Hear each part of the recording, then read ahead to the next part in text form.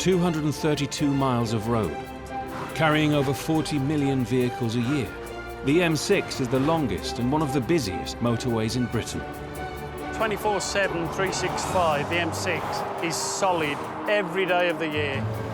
Outside Birmingham, it meets 4 other motorways, and keeping them running is a constant battle for time and resources. There are 101 different jobs on this motorway, yet not one motorist is aware of what we do. A hidden army of men and women work day and night. You ever lay down on the M6? I have. And I've played football on the M25. Whatever the weather.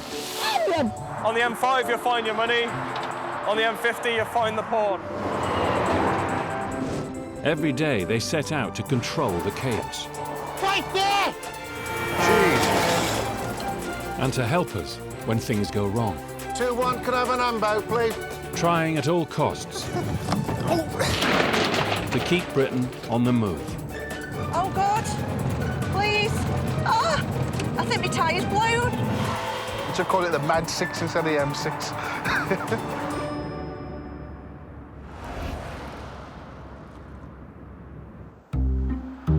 Now we're going to go onto the motorway.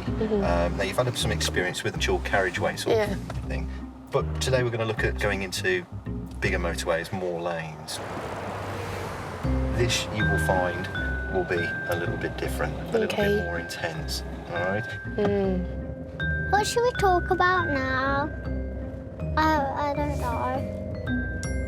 We could talk about how people drive, how bad they drive, up the motorway.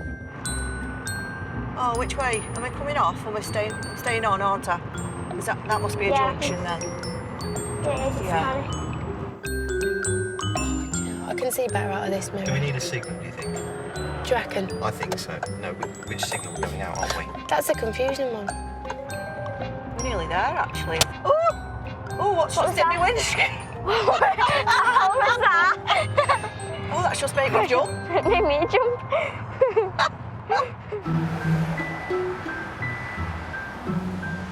At the West Midlands Regional Control Centre, a team of Highways Agency traffic officers monitor an 84-mile stretch of the M6. I'm looking for an HGV, a car transporter, which apparently has got a vehicle on the top of it that could potentially strike a bridge. During peak times, up to 8,000 vehicles an hour use this section of the motorway. And part of the job here is to spot problems before they happen. Hold on. I've got it. 5619. Boots open on the Mondeo at the front, I think. What? Yeah, mate, it's just coming down. Bridges are a set height. There's the potential that could actually strike the bridge. I'm just worried about it because if it does catch, one, it could possibly dislodge the vehicle. Just passing Mike Slipmate from Corley. It could rip off the actual boot of the car, and then that'll end in a carriageway, and that obviously will cause you the secondary incident as a result.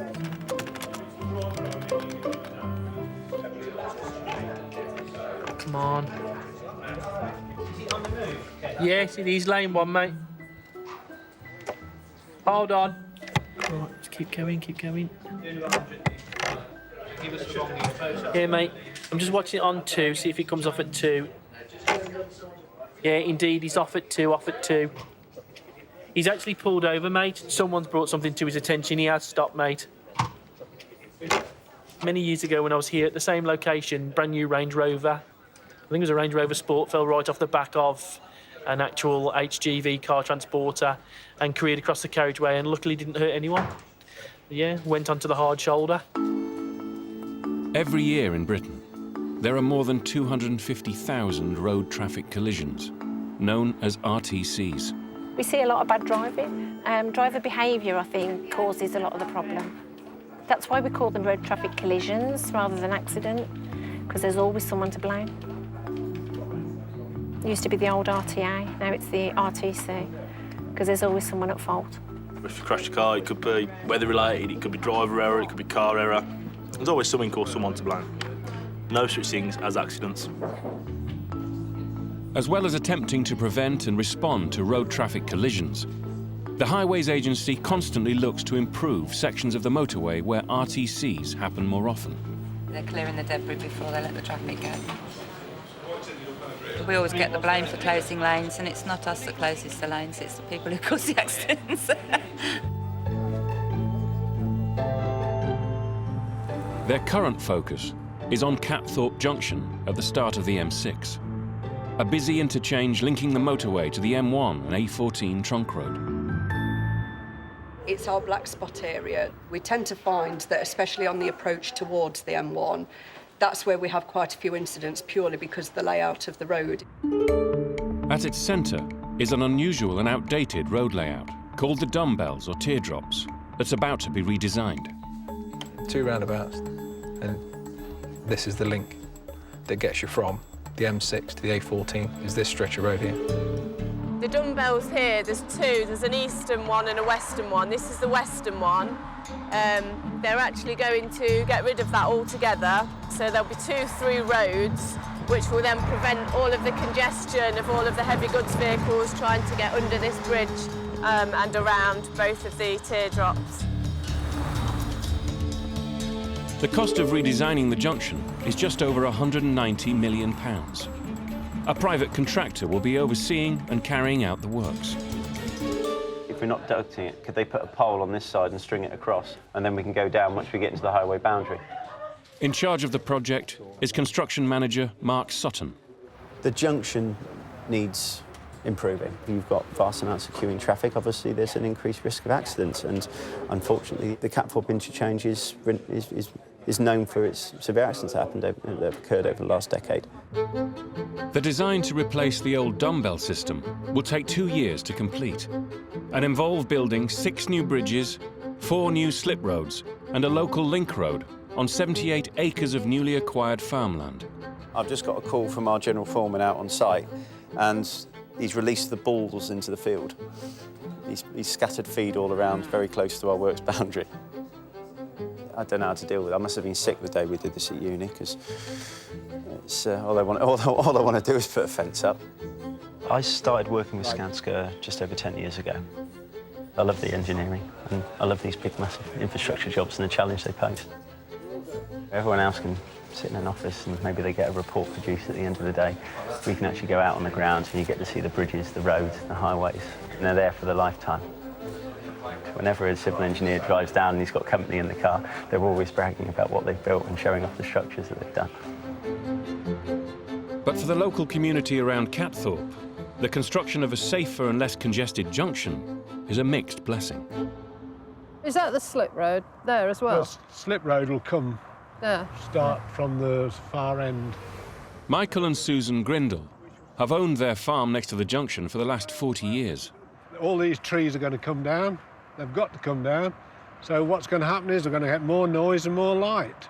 I just think it's an awful shame when they take this land for these roads, which we'll never get back. You know, we're supposed to be a green and pleasant land, and we're just getting built upon. Is it necessary, really? Every day, Michael Grindle and his sons have to negotiate motorway traffic to get to their fields.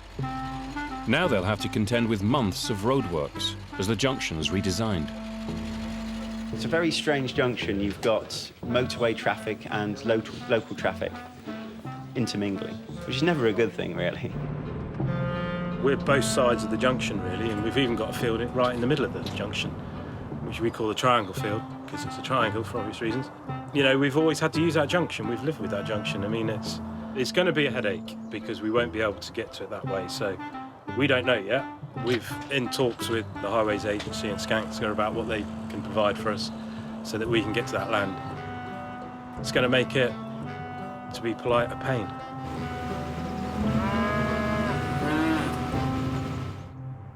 It's not just the local humans who could be affected by the roadworks. Otters. Otters. We are supposed to be fitting an otter ledge to the A14 bridge. That one? Yeah. Hedgehogs, there is no Skanska requirement, but it specifically says we need to produce a poster for hedgehogs. Can they read? Yes. Very clever hedgehogs in this area. Keep out. Yeah, don't come this way. Amphibians. Yeah. So the first one. Newts. Leave that area clear until after the newts have been tapped out, relocated. yeah. OK, so newts. OK, I'm happy with them. OK. Out on the ground, Environmental Coordinator Richard Waddell works with both the ecologists and the Skanska engineers. We'll leave that maple in and we'll just from the maple up. The issue we've got here is Skanska want to get rid of this hedgerow and all this vegetation here before the birds start to nest. It's pretty warm at the moment and normally the birds will start nesting from March, but there's a risk they'll start nesting now because it is getting quite warm. But the newts are likely to be hibernating in the hedgerows, the base of the hedgerows here. So they've gone into all the other areas of site with large machines to get rid of this vegetation. But here they're going to have to come in with chainsaws, pull it out by hand, make sure they don't trample on any newts. And then once your guys get in there in the thick of it, if you can make sure that you're keeping the remaining stumps a minimum of 150 mil, 6 inches above the ground. They're a protected species. They're a European protected species. We've got a good population of newts in this country. They're still on the decline, but because of that, we have to protect our population of great-crested newts. For now, the base of the hedgerows in this section will remain until the newts awake from hibernation and are then transferred to their breeding ponds. I've never seen a newt. I've never seen a great-crested newt. And I've definitely not picked one up. You need to be licensed to pick one up.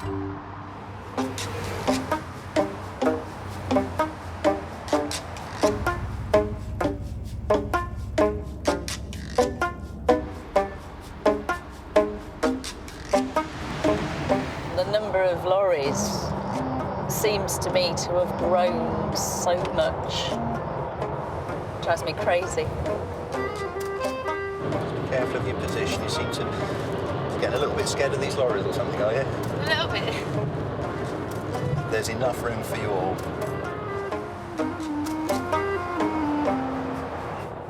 Now, this I don't like.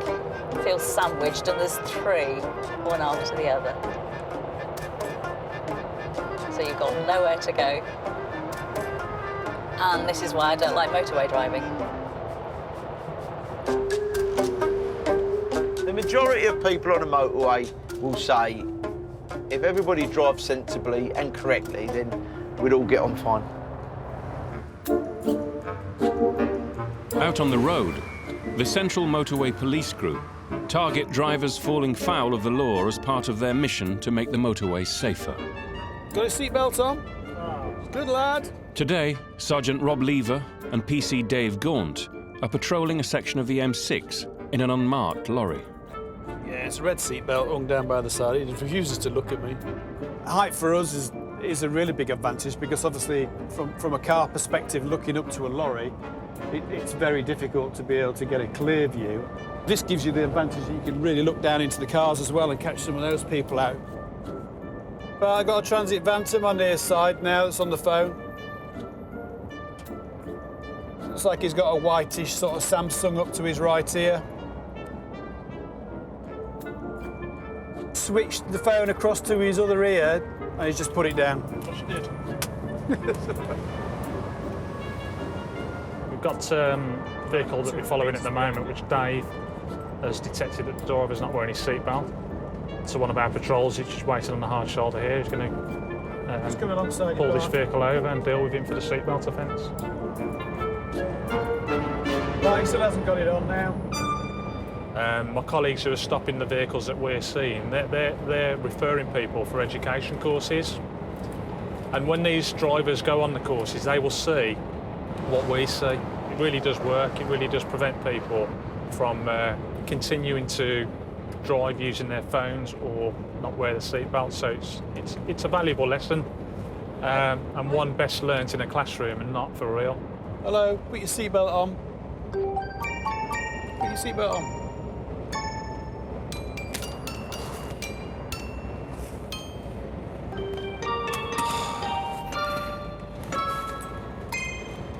Just drop back a fraction. Put your seatbelt on.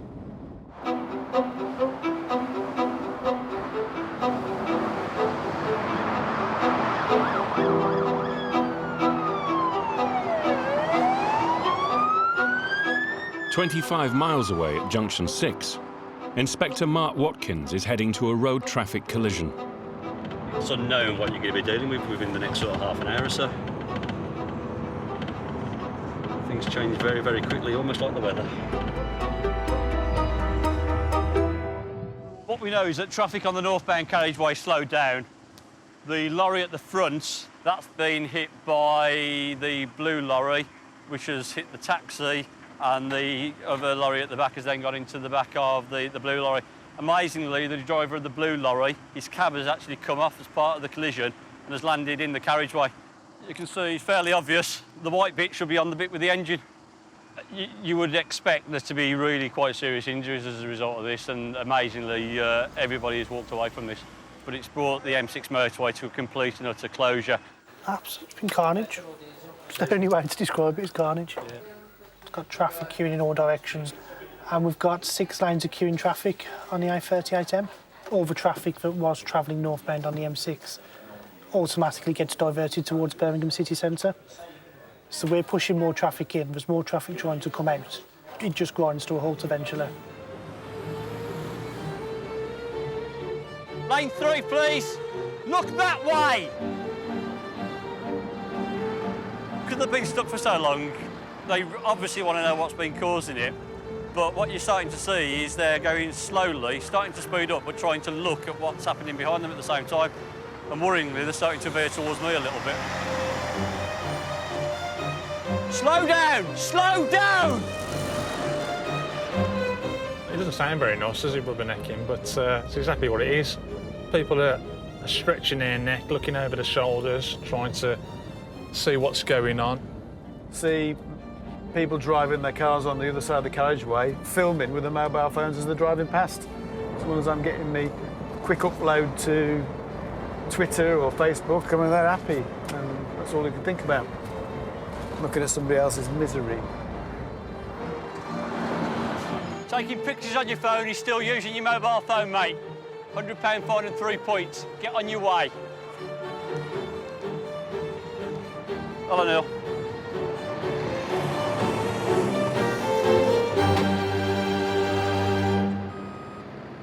Recovery teams take away the damaged lorries, but the carriageway can't be reopened until the motorway has been inspected. Lanes 3 and 4 might be quite badly damaged. We might just have to close lanes 3 and 4 and only open 2 lanes, but it's still better than none. So we'll see where it goes. It's just a waiting game for us now. Noel Phillips is the incident duty officer. He's concerned that the fluid from the crash has leaked onto the carriageway. Just small old diesel. Yeah. So I'm just going to have to carry on treating it, see if we can get it up and get it absorbed up. If not, it's going to have to be try and do something about resurfacing, but that's the last option.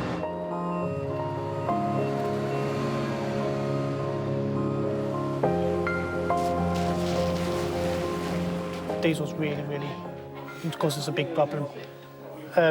If it does get to that stage and it seeps in too deep and we can't get it off the carriageway, you have to resurface it. The diesel and the oil now started going into the tarmac. As soon as you get any rain on that, it's just going to come straight back out again, and we're going to end up with accidents. The signs aren't good at the moment, though. It's going to be a resurfacing job. Total closure for a while then? Yes, it's going to be a long night, then. Oh dear. The inspector's just inspected the carriageway, and it's worse than worst case scenario because we thought it'd only be 2 lanes. Unfortunately, all 4 lanes need to be resurfaced. We have to keep the carriageway shut until I'm certain that the travelling public can travel on the network in the same condition previous to the incident.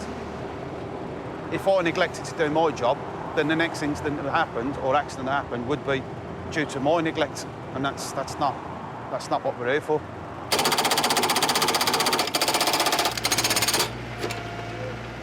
It probably opened as a managed motorway 2 weeks ago, so it's still fairly new. And you're already digging it up? And we're already digging it up, yeah. There's going to be a fair bit of work. In the end, it took a team of road workers 6 hours and 40 minutes to resurface the carriageway. The bill for the work is estimated at over £40,000 and will be paid for by the insurers of the vehicles involved. Obviously, this can't go onto the taxpayers. This has to be sought after, and a payment has to be taken from the people that caused the incident, and it's not the taxpayers. The cost of redesigning Catthorpe Junction at the start of the M6 is just over £190 million of taxpayers' money. It's just nice, after all these years, to suddenly be out here. We've got pegs out, we've got the fence lines coming up, we've got the trees coming down, we've got the speed cameras going up. We're going to get a good start on this job. It's going to be fantastic. After 11 years of planning, the first stage of the roadworks has begun.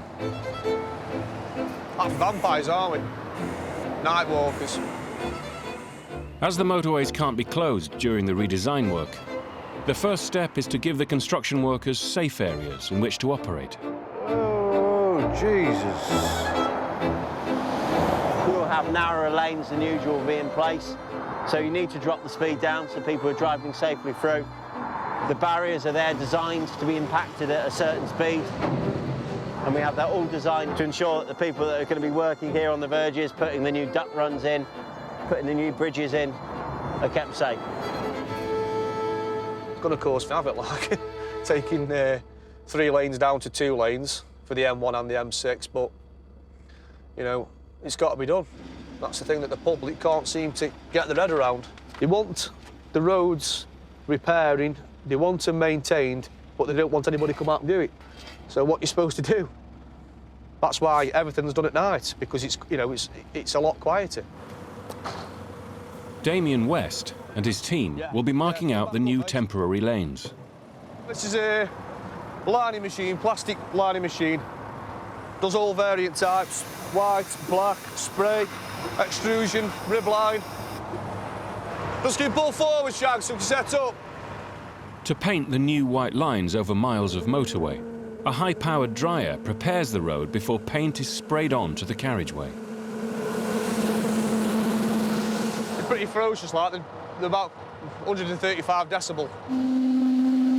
Until Catthorpe Junction is finished, there will be night works on and off for the next 24 months. Do you know why this junction's being redesigned and stuff? Yeah. Tell me why. It's shit. Yeah, it's been needing doing for a long time.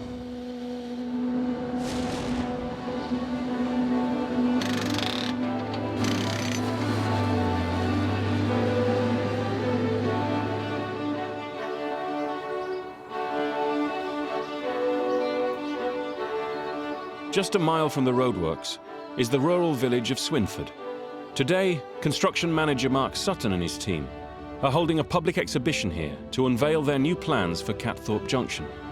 I've got great faith that everyone's going to be nice and polite, and that we're going to have all the answers ready for people. Last minute revision. Rural stress. I think I might just give them a quick call.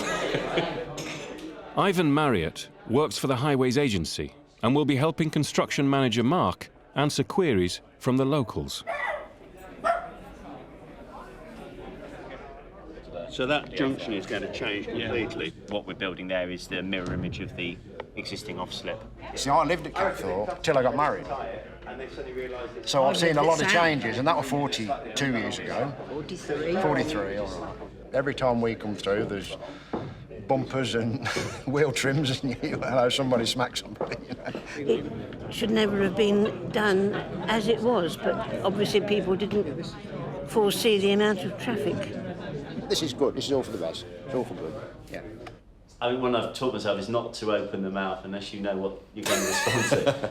There's no room for blagging anything here. You've got to be completely truthful, completely honest. If you don't know, and if I don't know, say so, make the note, get the details, and come back with the detail at a later date. Who can I contact during the night?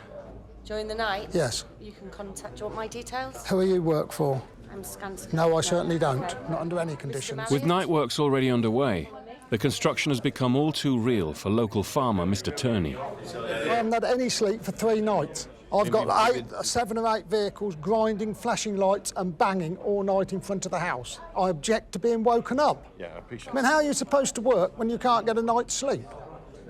We have to There's some elements of the work we have got to do at night time because we can't do them during Why the not? day. We've got to do the work at night time because that's the only time we can get on the network and do this particular activity, which is, but it's just very dangerous, and therefore the only time we can. Well, how dangerous do you think it is if we drive tractors and deal with stock and we've had no sleep all night?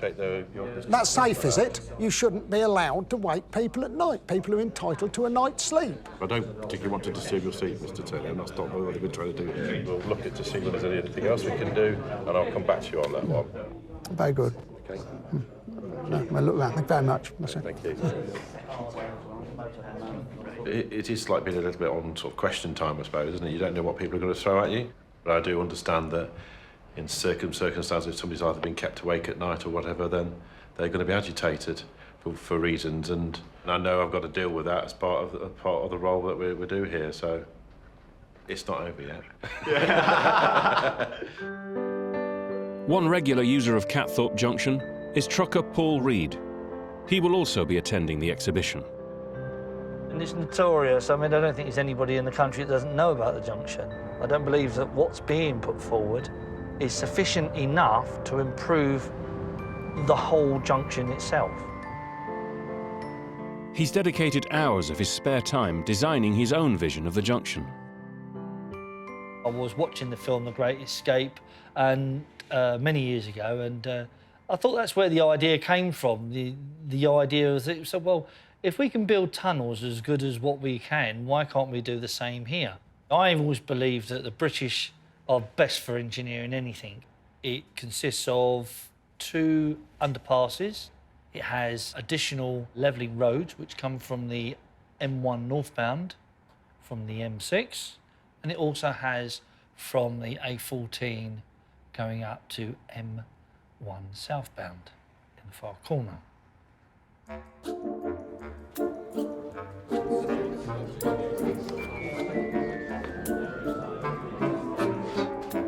Now it's time to see how Paul's plans measure up against Mark's. Hello there. Hello. Mr. Reed, I've got a couple of questions. Yep, quick look on. Yeah.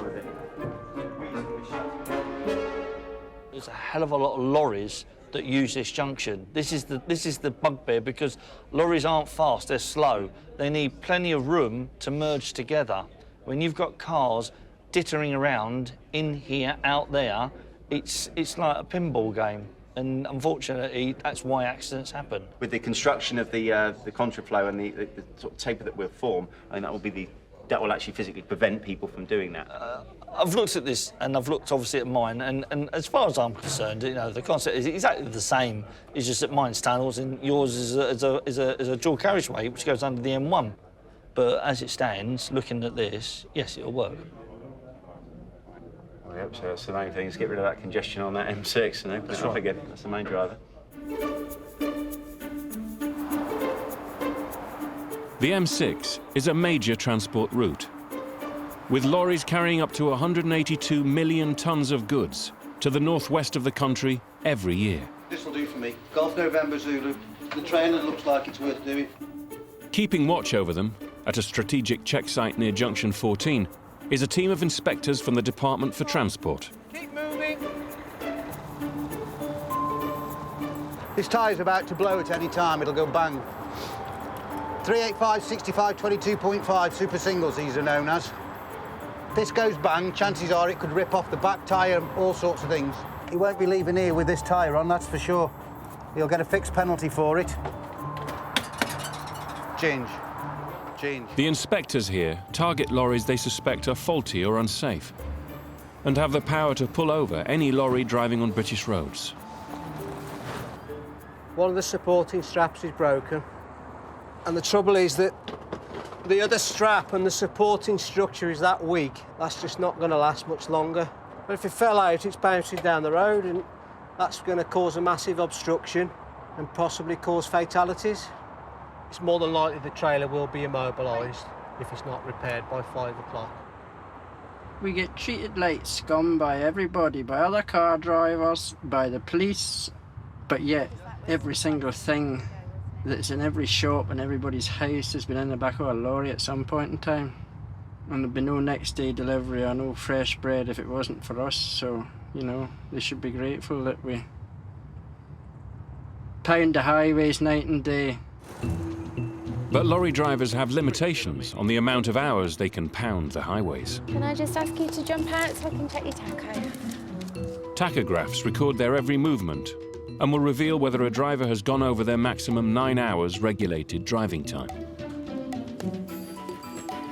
Clearly we see offences at the side of the road every single day, whether that's a deliberate attempt to flout the rules and regulations or whether it's a genuine lack of knowledge. It's debatable, isn't it, really? But a minority of lorry drivers flout the rules more deliberately. The use of simple magnets can disable the tachograph, allowing them to drive longer undetected.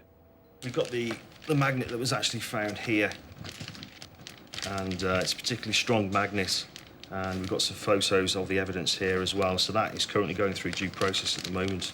The information we received from the roadside was that, in fact, there were 307 kilometres missing from the tachograph down to that magnet being utilised. And in fact, the driver had been on duty for over 19 hours when he was stopped. As well as disabling the tachograph, they also interfere with the anti-lock braking systems and the speed limiters on the vehicle. So you've got a nasty cocktail there. This is a company from Netherlands. We can see there that we're entering in the southeast ports. They're travelling northwest through the Midlands up on the M6. From April the 5th, they become a national target for impounding. So what we can expect over the next couple of weeks, if we're successful in targeting, in 1 or 2 of these vehicles being impounded? That's right. Good. In the last year, 38 magnets have been found at this check site on the M6. So this is the cupboard of shame, basically. Yes. Everything up here is magnets. Absolutely full. What happens is the magnet kills the electronic signal, and then the tachograph just thinks it's at rest. The companies quote for the work, and they give them these unrealistic timescales to get there, and the drivers are under pressure to do it, and the boss says, well, I don't care how you do it, you just get there on that. If you've got to be there at 8 in the morning, you've got to be there. If you've got to drive through the night, I don't care how you do it, and that's what they do. Risking their own lives and as other well. road users. They're driving a 40-ton missile, Yeah. you know, and you know, they can be extremely, you know, cause carnage and death, and this is what the problem is. Look at this big lorry, Sebby. What do you think's inside that big lorry, Sebby? What do you think it's carrying inside? Then there's monsters in there. Monsters? Yes, monsters. Monsters on the motorway. Ah. I missed it. So is this still a motorway? This is a motorway at the moment, yes. You can have some of this if you want. Have a drink. Remember, you need to tell me if you need to stop for a wee-wee again, Sebby. I know, but that's James's milk. But you can have Where's some if you Sebby's? want. Don't know. Oh, he's just throwing it on the floor. Sebastian, I can't reach that now. Every year, millions of lorries travel up and down the M6, carrying everything from petrol to sewage, from beer to live animals. How long do we think? We've said it could take up to 3 hours to repair the barriers. Mm-hmm. Outside Stoke-on-Trent on the M6, a lorry carrying a cargo of bread, vegetables and milk has overturned and spilt its load. Quickly found it on camera and realised there was quite a lot of fluid coming out of it, which was later discovered to be milk. Although it's only milk, it can be quite a serious issue. What caused the accident is unclear, but luckily the driver escaped with minor injuries. Now, the Highways Agency must close the whole southbound carriageway as they attempt to clear the scene. We've stopped the traffic, ready to install a nice big line of cones across there. Yeah, they're travelling through now to meet us at Yarnfield and just making sure everyone's aware that what I'm doing. Motorway maintenance manager Paul Diamond needs to get to the scene as quickly as possible. Cheers, thank you. Just been given the OK now to travel northbound on the southbound carriageway, which is under a total closure, so it's safe to do so, which will assist us in getting to scene. Paul's job is to oversee the vital repairs and assess the cost of the damage. That's a rare sight. It's a car travelling the wrong way down the motorway. That's one way of missing the queues. He'll be a senior road worker. A lot of the milk, you probably can just see it's come off the truck. It's gone into the drains and going under here down the watercourse. The environmental agency have been, and they're worried, and they have a team down there at the moment trying to stop it getting into a pond and contaminating the pond, because this milk is worse than most stuff, because it just takes all the oxygen out of the water and kills fish. There's a big issue when it gets into the water, a very costly issue as well. So will a fish have a cost? Yeah, carp can be worth up to £1,000 a fish for a big fish. So it all depends now on how much of the milk's got into the watercourse. Has the diesel and the milk got through to the pond or the brook? It has. It does, yeah. People don't realise that something happening here can affect something a kilometre away from the motorway. And it's the environment, and of course the environment, no one wants to damage the environment in any shape or form. But the motorway must run. They're in the position I'd expect them to be in now to start lifting the vehicle, so hopefully it shouldn't take too long.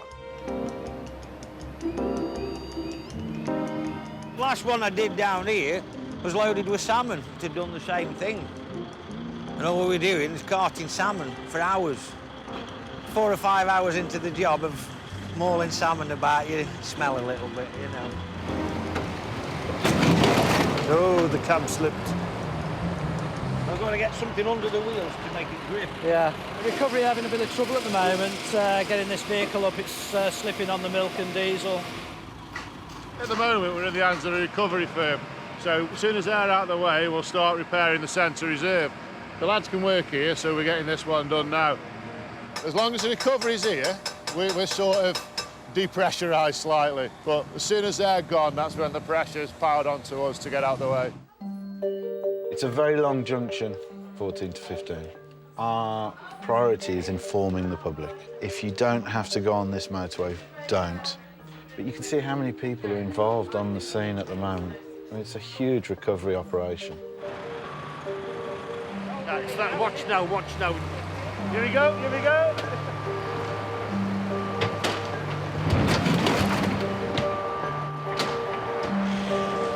See what's happened as it's been lifted up. The side has completely come off it, which has made our job even worse. This has added hours to the recovery. HCV's been righted by the looks of it. They righted that the side's split and the rest of the contents have fallen out into the carriageway. Oh, God. So Nice. there's more bread and milk on the carriageway now. This is Keel Services, and it's absolutely gridlocked, and we have 60 minutes of delays on the southbound. We have 11 kilometres of congestion, all filtering into a single lane of traffic. It is a huge problem, and the traffic will only get busier. Now, these guys, they've had all of the local travel alerts. Every junction, we've warned them about these delays. I'll show you the end of the queue. Oh, you may need a tank to get through the traffic for the next 2 hours.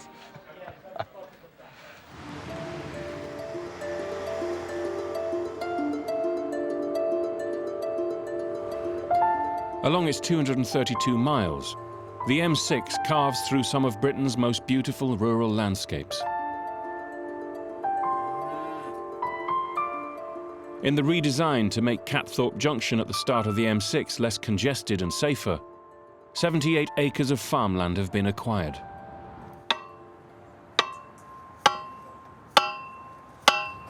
Every project has some ecological species that's causing problems for a contractor. With this one, it's the great crested newts. To protect the colony of newts in this section of the proposed roadworks, 1.5 miles of special fencing is being erected across farmland. The biggest issue is this is a protected species, and all here are liable for prosecution if great crested newts are found to be killed by these works. Along the fence, Buckets are dug into the ground to catch the endangered newts. The newts go to the newt fencing, they'll hit the fence, and then the aim is that they'll walk along the fence and fall in the bucket. And it's project ecologist Nick Steggle's job to check them every day.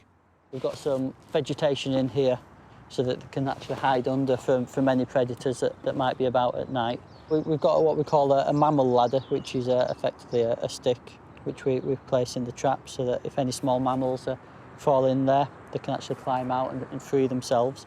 We also have a float so that if we get a heavy deluge through the night, so they don't drown, and then we'll release them the next morning. You never know what you're going to find. Hopefully great-crested newts. We're going to trap for 60 days in this area, but come the end of that trapping period, we need 5 clear days without newts or without a newt find. So if we find a newt on day 59, Skanska will have to trap until day 64. And if we find another newt on day 63, it will go on and on and on. There was a project further north. They took account of the cost of the fencing, exclusion, some of the mitigation measures for newts, and they estimated it was about £37,000 per newt on that job. Yeah, most of this truck is now strapped up. We're just putting the last of the load in. I'm just giving them a hand to try and speed things up a bit over.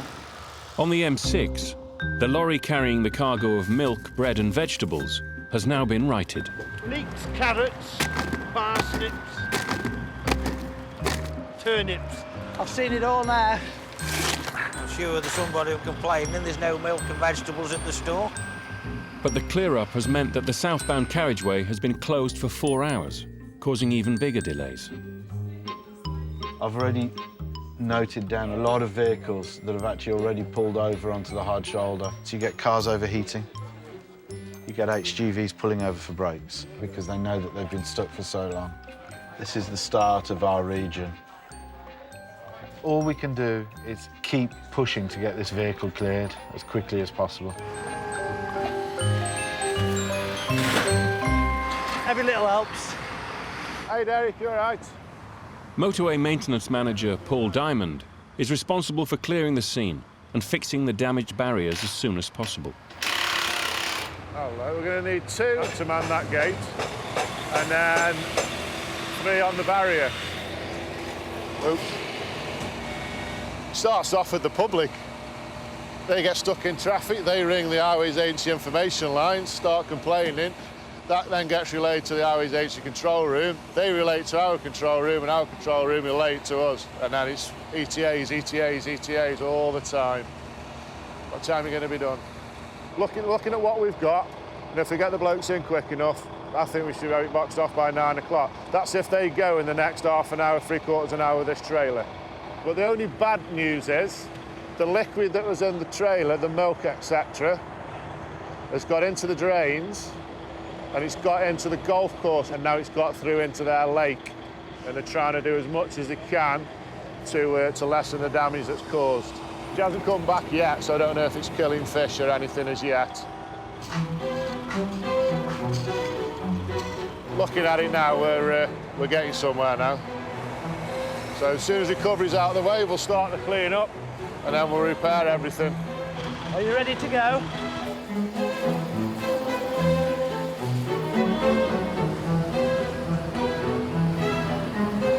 You're just trusting that your team manager on scene is having the right amount of contact and putting the right amount of pressure on them. Where are we at? Further than what we were last time. Give a rough estimate of time. Another hour. Another hour? Yeah. OK. What's the right amount of pressure? A lot. ETA for getting lanes open is approximately 1 hour. It's my job to make sure that these guys feel the pressure, just to make sure that everything moves as quickly as it can. Let's all go. Busy, busy, busy. I mean, I've done hazardous spillages before. They're the worst, actually. There was one with the conditioner, Lenore, that spilt across it all. And sweeping it actually activated it, so it made it worse before it got better. It smelt nice, soft. The is an incident that will go to the ministers. They'll want to know why it's taken so long to get the carriageway reopened, because obviously it has a massive impact, not just on the travelling public, but also on the finances of the nation.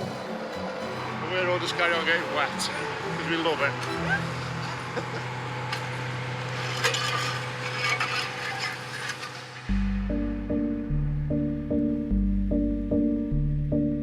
Can't see nothing. Can't see it. Visibility's really low. Further down the M6, traffic officers Keith and JJ are on patrol.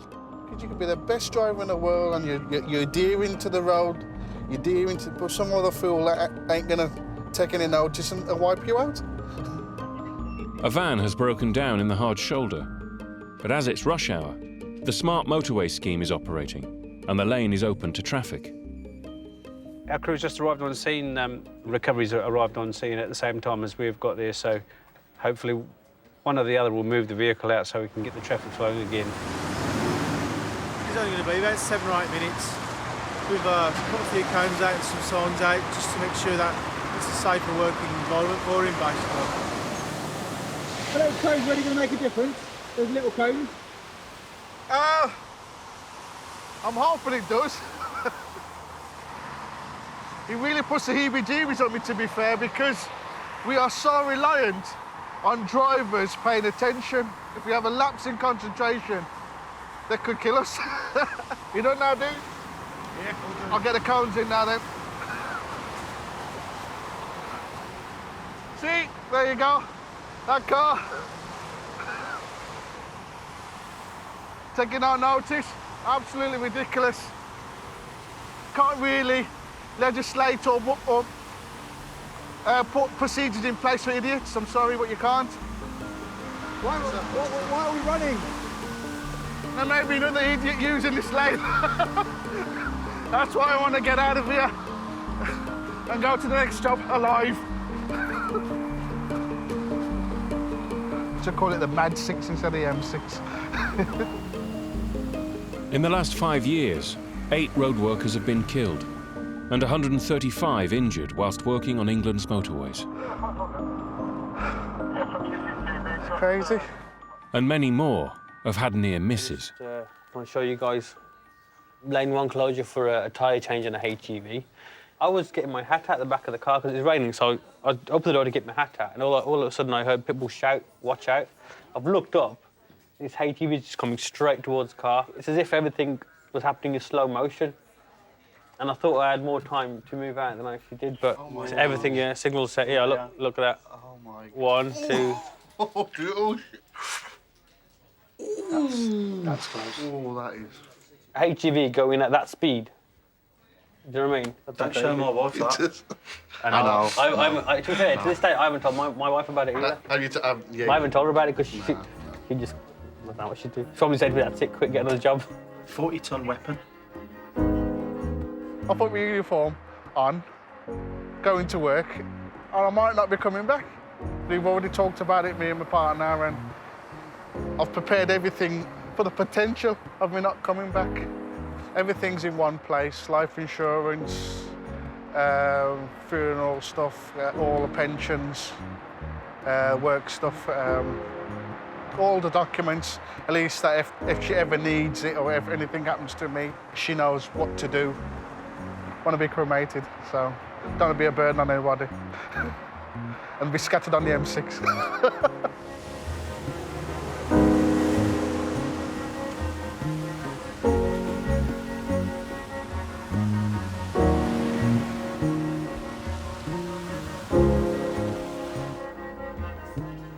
40 miles back up the M6, the motorway maintenance team have finally cleared the overturned grocery lorry and repaired the damaged barriers. We're reopening the carriageway now. Hooray! Then a cup of tea.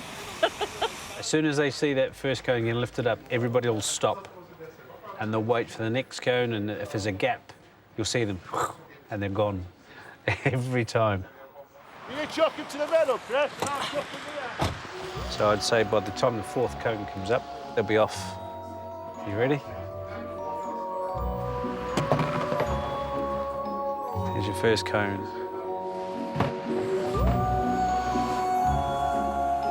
See who goes up first, because someone will make that move.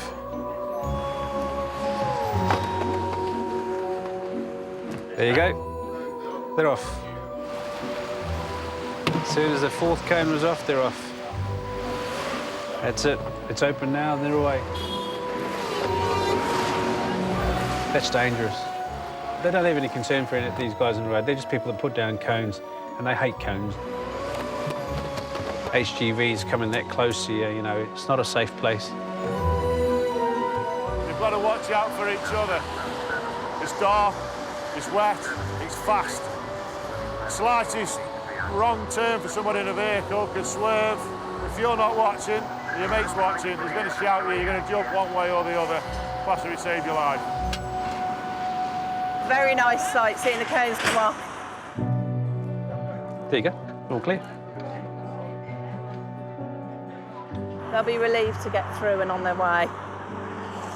It's cost businesses and, you know, industry a fortune. It was a big job, massive, for spilt milk. But you don't cry over it, though, but it's been yeah, a very, very long closure for us.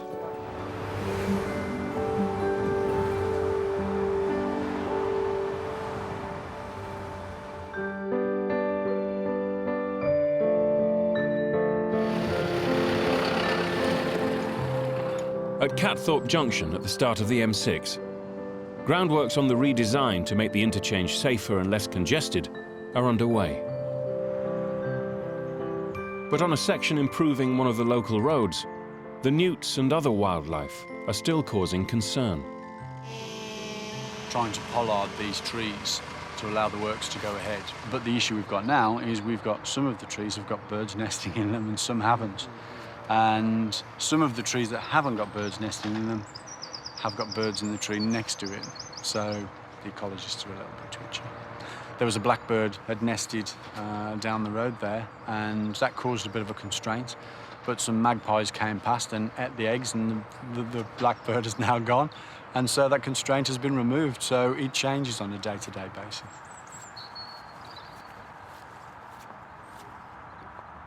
There's a nest in there somewhere. Okay. Has that one been identified previously? No. So now we've got blue tits nesting in this tree that we didn't know about until Nick just told us. Things change pretty quickly.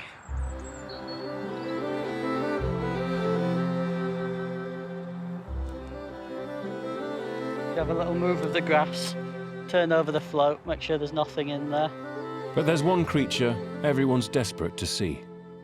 Every day, project ecologist Nick Stegel checks the traps for newts that have woken from hibernation. Found a great crested newt. Just found a little female. If I turn her over ever so slightly, she's got a bright orange underside there. And she's got spots underneath. And each one of them's like a fingerprint. It's unique to that individual. A lot bigger than what I expected. Quite beautiful as well, aren't they? Like mini dinosaurs. Yeah, a little crocodile. She was on our site, and so she's been commuting over to the pond over there to breed and lay her eggs. Expensive newt. Yeah. that makes 5. The cost is coming down. Yep. Absolutely. Once caught, the newts are relocated away from the roadworks to the safety of the nearby farmland. So there she goes on her way. You can see how close she is to the breeding pond. So hopefully make it there tonight. The trapping will go on until there's no sign of newts, and they've all been removed from the site of the proposed roadworks. Bright-crested newts, particularly the males, they're like street boy, wide boy, marching across the landscape.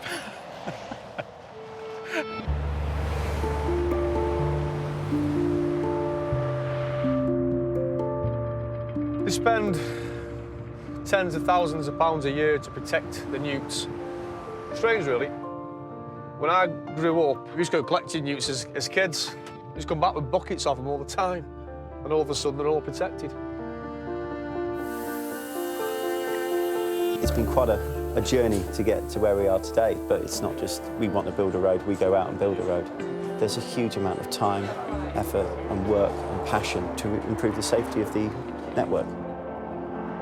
The job's not easy, but then whose job ever is easy? If you ever ask anyone if their job's easy, I don't think I'd enjoy it if it was easy. It'd be dull. And at the end of this job, when you do drive along and you drive along the completed road and you see the structures that you've built, you see the road that you've built and you see the difference it makes, yeah, you do take a huge sense of pride out of that.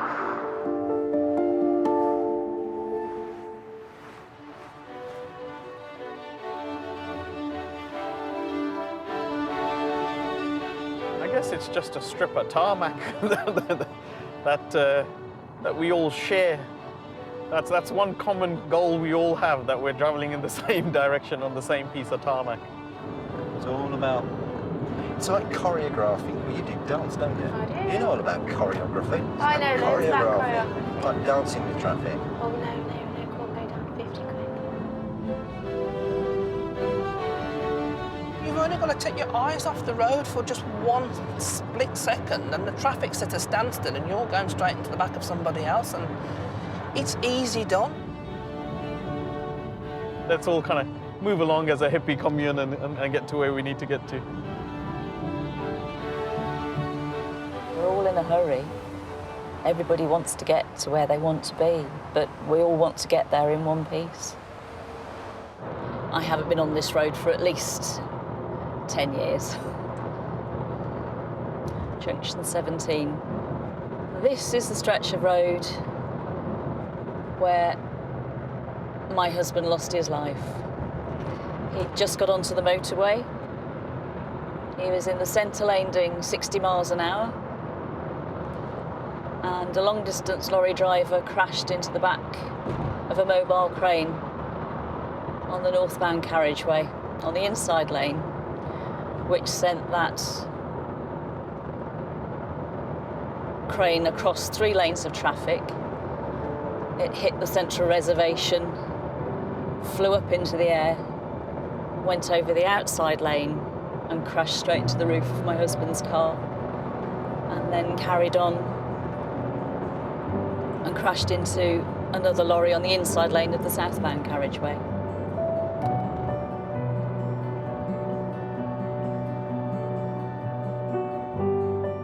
Three people died in the crash, and the lorry driver was sentenced to 5 years in prison for causing death whilst driving. It was said in court that the driver had been on the road for 21 hours out of 29. I hate the word accident. I've never hated a word so much. My boys were just 3 and 4 months old. And my daughter was 14 months. And they don't know him. And they won't ever know him. I'd like people to understand that being responsible isn't a trivial thing. Obeying the rules of the road, doing what you're supposed to do, is necessary. That's all I want, is just everybody to just take a minute to just think about what you're doing. 232 miles of road, carrying over 40 million vehicles a year. The M6 is the longest and one of the busiest motorways in Britain. 24/7, 365, the M6 is solid every day of the year. Outside Birmingham, it meets 4 other motorways, and keeping them running is a constant battle for time and resources. There are 101 different jobs on this motorway, yet not one motorist is aware of what we do. A hidden army of men and women work day and night. You ever lay down on the M6? I have. And I've played football on the M25. Whatever the weather. On the M5, you find your money. On the M50, you find the porn. Every day they set out to control the chaos. Right there! And to help us when things go wrong. 2-1, can I have an ambo, please? Trying at all costs to keep Britain on the move. Oh, God. Please. Ah! I think my is wild. Should call it the Mad 6 instead of the M6.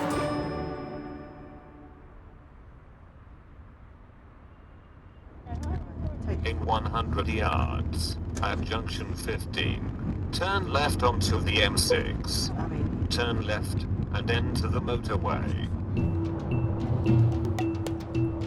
Are we on the motorway again now, Seb? No. We are. We are. Look how fast everybody's going. Why sit in the middle lane? They're not overtaking anything. Look at her, just sat there like a moron. Slowed my journey down.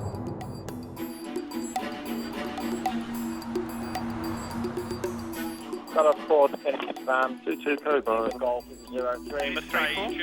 This is the Highways Agency's West Midlands Regional Control Centre, overseeing nearly 700 miles of Britain's fastest roads. I'm just watching some police vehicles going through at warp speed. Whoa. Thank you, John. The staff here are responsible for keeping the motorway traffic running at high speed and for spotting trouble ahead. Yeah, from CCTV now, lane 3, we've got a wheel at that location. 30's caravan. Yeah, just further to this, there is a caravan in live lane on the slip road. Appears to be the offending vehicle that's lost the wheel. The caravan wheel poses a big risk to the speeding vehicles. I've got a lane 3 signal on to advise members of the public to stay out of lane 3. That's a blind bend, effectively. Someone hits that, it's going to cause a secondary accident. That's all received, many thanks. Just to advise, they're not taking much notice of the lane 3 closure. We had got reports of a person in the carriageway. The motorist looks like he's going to attempt to clear it himself. Is there a telephone number for the caravan driver?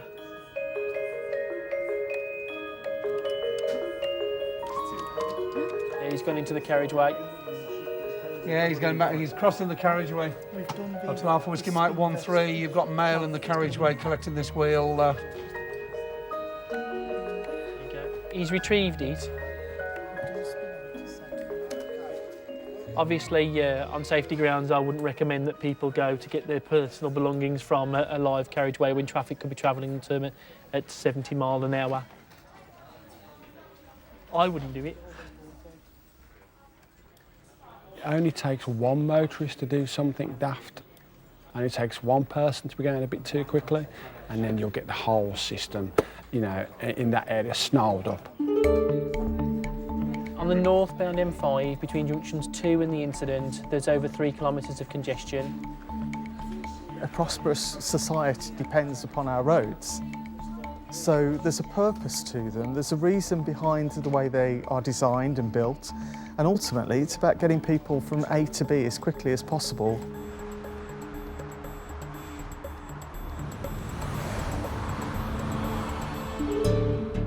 More than 40 million drivers use the M6 every year, all trying to reach their destination by the fastest route. I like motorway driving because you can test the limits of the car, you can really sort of put your foot down, and because it's a fast car, you can drive fast. Families on day trips jockey with salesmen driving up to 1,000 miles a week. Look at this idiot here. On his phone. Lorries carrying everything from nappies to environmental waste. It's a vast business, the motorways.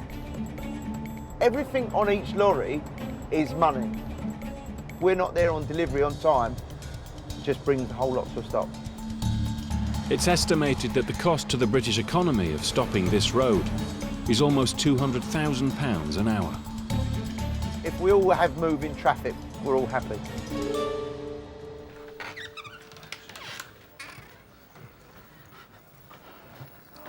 Drew, are you okay for a handover?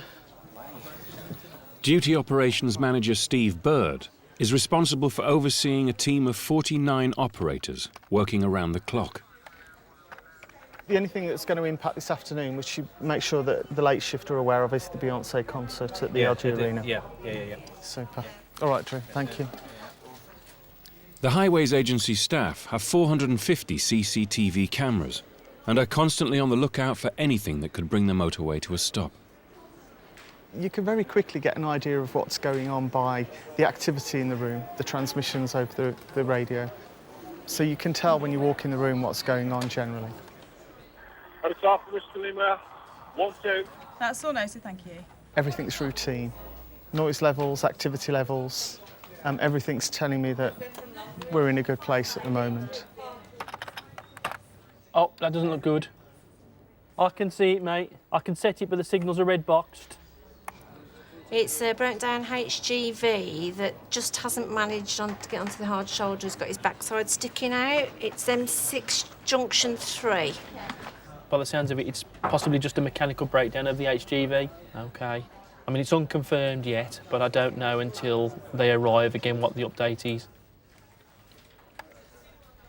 Whiskey Mike 4-3 be able to take a live lane breakdown at junction 3 of Bravo M6. Got a vehicle protruding into lane 1, over. Yeah, copied that. Do we know what this vehicle is, over? It's HGV, over. The stranded lorry is already delaying vehicles heading south towards Birmingham. Traffic officers Steph and Dean are part of a national team of over 1,000 highways agency officers. They need to move the lorry quickly before the problem escalates.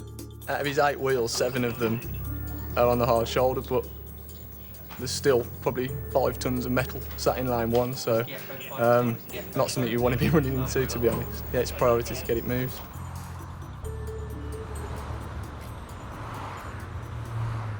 Right, if we try and drag it, is it loaded?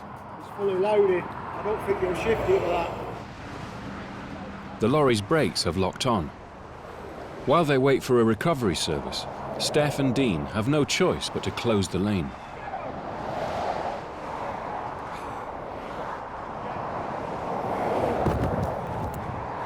Yeah, it's still doing full motorway speed.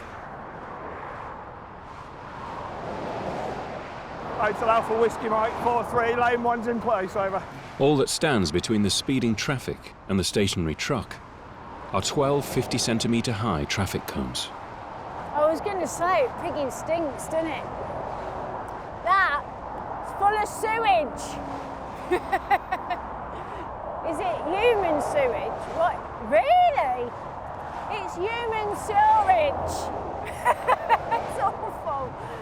It's a bit shit, isn't it?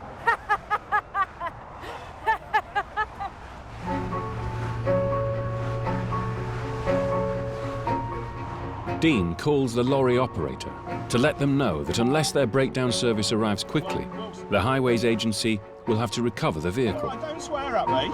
and charge them £350. Have you finished shouting? Yeah, all right, okay. If you're telling me they're coming, that's fine. But we have a lot of people. Will you let me finish? If yours is en route, right? Have you finished shouting and swearing at me?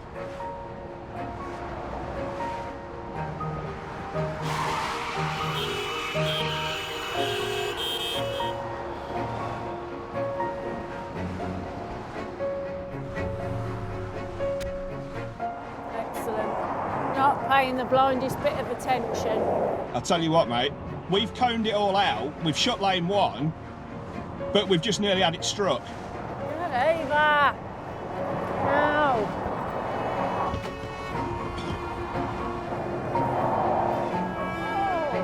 Eek, eek, eek, eek, eek, eek.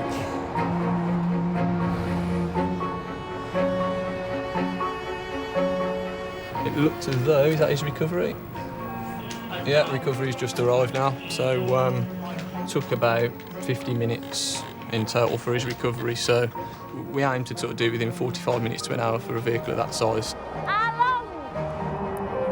long's it gonna be? He says he'll just drag it off now, a couple of minutes, and then he'll do the rest on the shoulder. Oh, So we okay. get the lane open. That's mad, isn't it? That was close.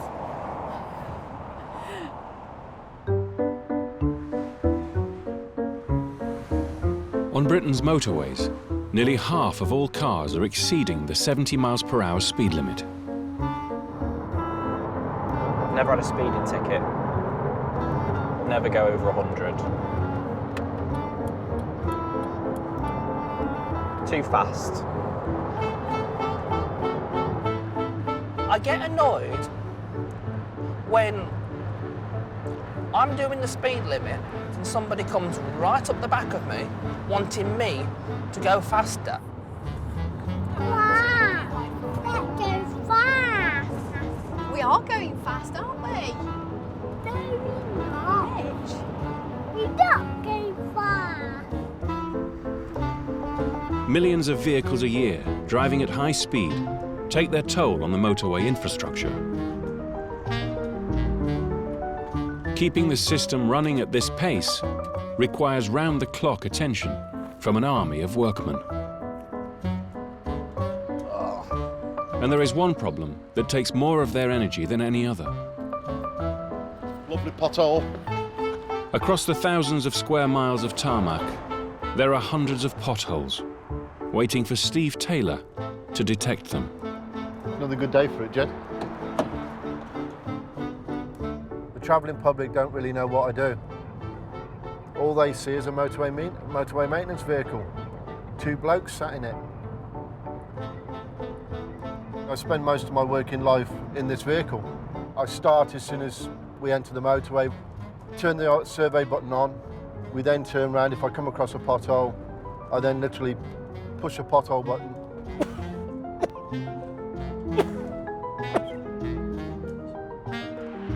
I'm sure within a few minutes all the potholes will start coming in. Steve, chauffeured by his driver Jed, conducts his search for potholes 3 days a week at a steady 50 miles per hour. You know, 182. It gets sent to National Control Centre. Coming in now. This is Steve Taylor. Yeah, Control. I'm currently on the Western Arm southbound on the M6. I've come across a reoccurring pothole. Okay, we'll get that logged and sign it too. Is it an immediate job? Yes, yes.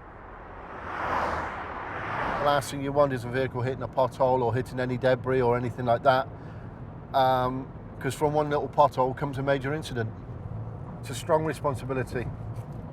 First link of a chain.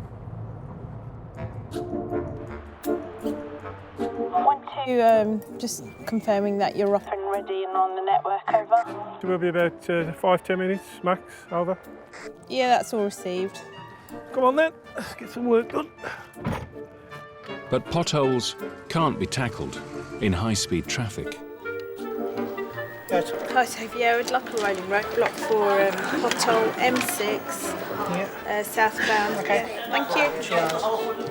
Amy, the motorway maintenance company, can only carry out these repairs if the Highways Agency are prepared to bring the motorway to a halt. Don't want to stop it at all, to be honest. But sometimes we have no option and we have to go ahead and do that. If we have vehicles that are breaking down because they're hitting potholes and it's causing punctures, we've got no choice but to go ahead. 2-1, we've got a pothole, rolling road, block needed if you can switch to channel 2. 2-2, thank you. Block on from Junction 9. I'll let you know when we've got control. Traffic officers Frank and Steve are responsible for slowing the motorway drivers down. Hotel Alpha Tour cruise rolling block in place. As far as you can see, I'm looking in my rearview mirror and I've got a tail of cars now, a tailback. They soon build up. It's always best to keep the traffic moving if you can, at a very, very slow speed, instead of pulling it to a stop. If you've got to stop it, you've got to stop it, and there's no way around it.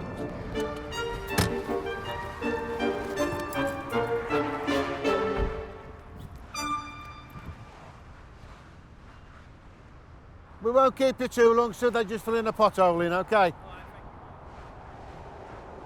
What's that coming over the hill? Is it a monster? No, it's a rolling block. You have a lot of traffic now, as you can see from the camera. That is now going back just under 2 kilometres. So, hoping they release it shortly. Don't hold the traffic up for too long, dear. If it's too long, they'll keep on asking how long, so takes as long as it takes, doesn't it? You know what I mean? Traffic has now been stopped for 3 minutes. With all of that traffic staring at you, I think you would feel the pressure, yeah.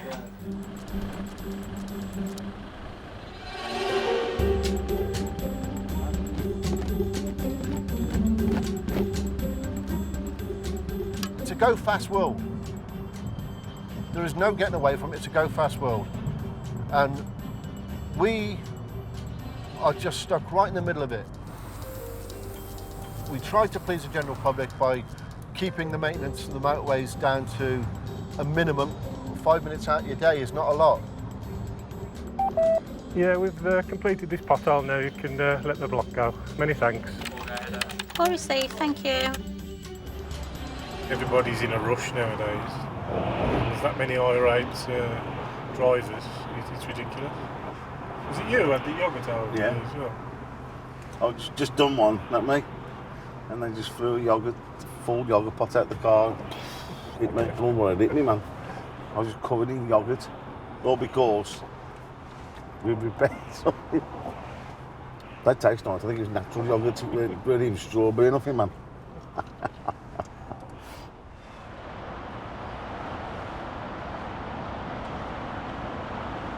I think people now want to get to point A to point B as quick as they can.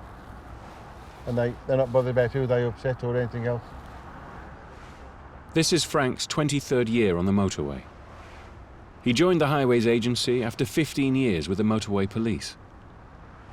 I remember the motorway when it opened in 1972 across Rahal. It can't have been as busy then, though, could It wasn't, no. No. We used to finish at Junction 9 and that used to be it. Right. And finish at Junction 7, then they put the bit in the middle. So you've seen huge changes then, haven't you? Just the horse and cart's got in the way a bit.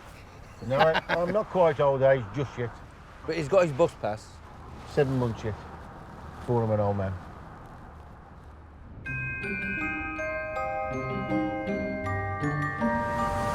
The Highways Agency staff work 365 days a year. 3, 2. I got it. I knew you'd win. I knew you'd win. Did you get if you cross the skeleton of the detective? I'm not sure. Sherlock Bones. There you go, you like that one. Go ahead, Tutu.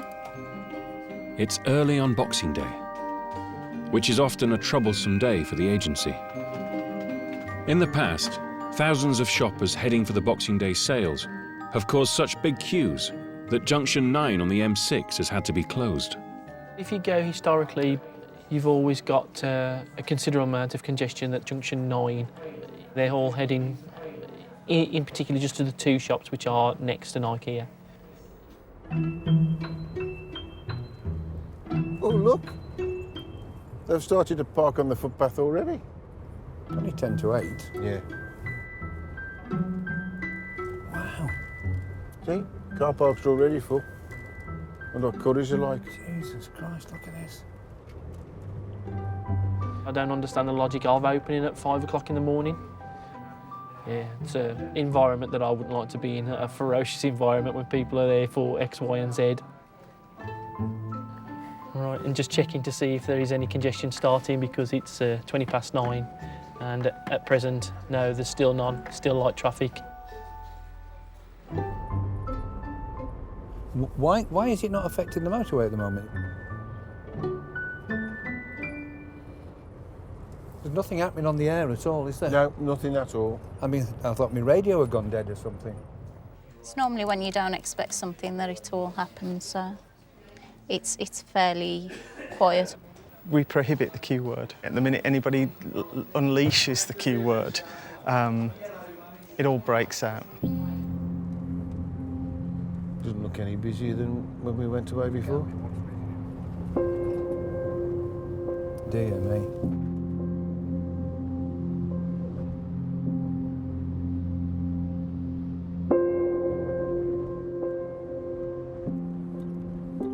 Whoa! Keep going. RTC there. Hotel Alpha Whiskey. Other side. Whiskey Echo 2-1. Priority. I want some. Gotta get the dip.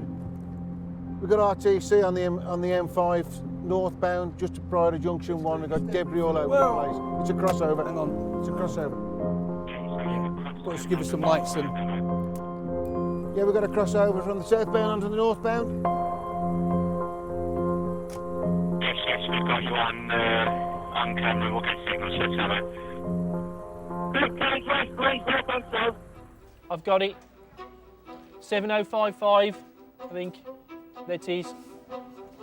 We've got a crossover on the M5. It's on 7055. That's the camera. Echo 11, go ahead. Yeah, that's received. Do you need ambulance at all, Abba? I'm just on the northbound. Are you all right, darling? 2-1, can I have an ambo, please, on the northbound 2-1. Person with mouth injury. The car has hit the central reservation, and the engine has ended up on the opposite carriageway. Yeah, facial injuries to her mouth as well. Yeah, it's everybody else over the other side. If you can just keep over there, please. The front there is severely damaged. The vehicle looks like it's ridden up the barrier here. And as it's done that, it's obviously ripped everything out and the engine's come out of it. I've never known that happen before.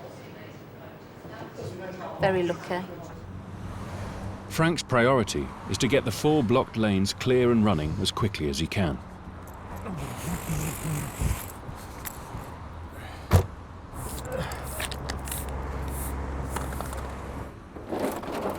I've got the vehicle in lane 1. I've got a load of debris in lane 3. Received. It's 9:30, and the Boxing Day traffic has begun to build. If I go back to this camera, that, as you can see now, the congestion's back to the M6, and that is the congestion from the incident on the M5. No, it's not that hot. Till they get here, till they just throw some of their cones. Look at this lot. Look at it. Fire on scene there, so we'll be able to get it across to the hard child before you know it. I was just in the middle lane coming around the bend and the car just started to swerve to the left and there was like a lorry or a truck or something in that lane. And so I tried to right myself and I've just gone straight into the central reservation. Glad that it's not a lot worse than it is. And where are you off to? Off to Nuneaton. It's a Boxing Day meal. Which I'm obviously not going to get to now. Luckily, it's not a bad injury, and so I think now it's the barrier damage that's going to be the key issue.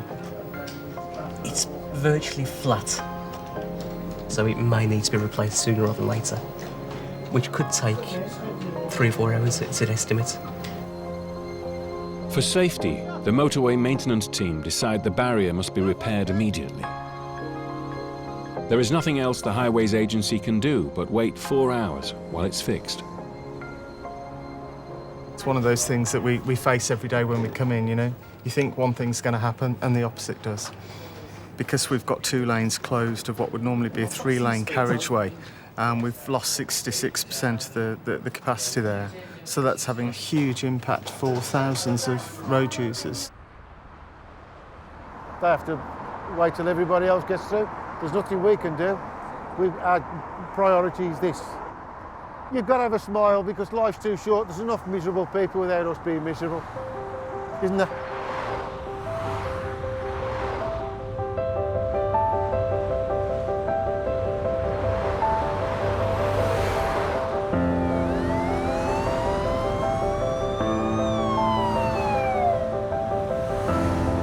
Drivers on the M6 are monitored by the Central Motorway Police Group. 96 officers form part of a specialised team, equipped to deal with trouble in a high-speed environment. Morning all. Anybody want a donut now, or should I put them in the restroom? They're Tesco's finest, actually, and they're only little ones, you see. Thank you. I know. Viv Baldwin has been a volunteer here 1 day a week for the last 5 years, offering support for the frontline staff. Look, I've got donuts. I know. Come on, what are you talking about? Have a donut and shut up. No, it's all right. It's quite sort of... She's just somebody easy to talk to and to bounce things off.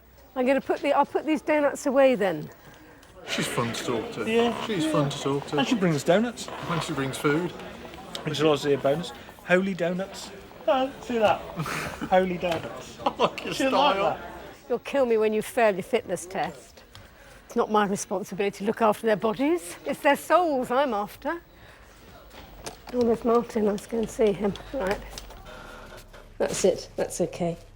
It's sort of on, more or less. It's not very comfortable, but I'll stop feeling it's not comfortable in a minute. And that turns me into a vicar.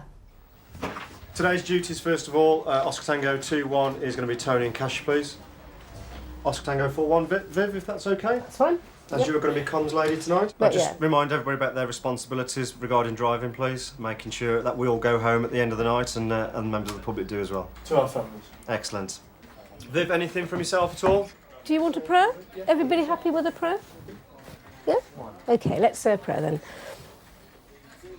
Father, we thank you for all the work that's done on the motorway, for everyone who holds the motorway together and makes it work from end to end. We ask all this in Jesus' name. Amen. Thank you. It's a stressful and dehumanising job. Viv, do you want to come in and obviously do you want to come in and just... They're dealing with all the worst stuff. And, you know, the police officer can come in and just talk about it and don't have to worry about what they're saying, and they find that really, really helpful. I'm an independent listening ear, and I just hang about like a bad smell. Tonight, the grandmother and clergywoman is spending an evening with PC Dave Gaunt. They've just received an emergency call to stop the M6.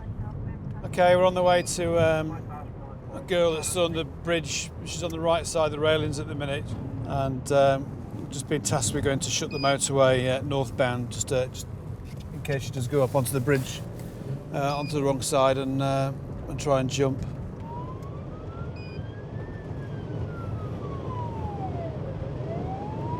I mean, nobody's going to pass us right now at 110 miles an hour. 120 miles an hour. I'm just thinking about this lady who's going to thinking about jumping. I just think how sad.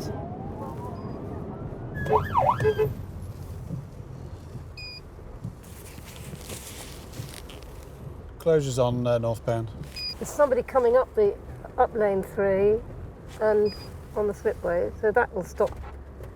Well, she's on the bridge up there, just walking up the centre of the bridge. I don't think anybody's bothered to put a closure on the bridge, have they? They've got her. They've got her. Thank you.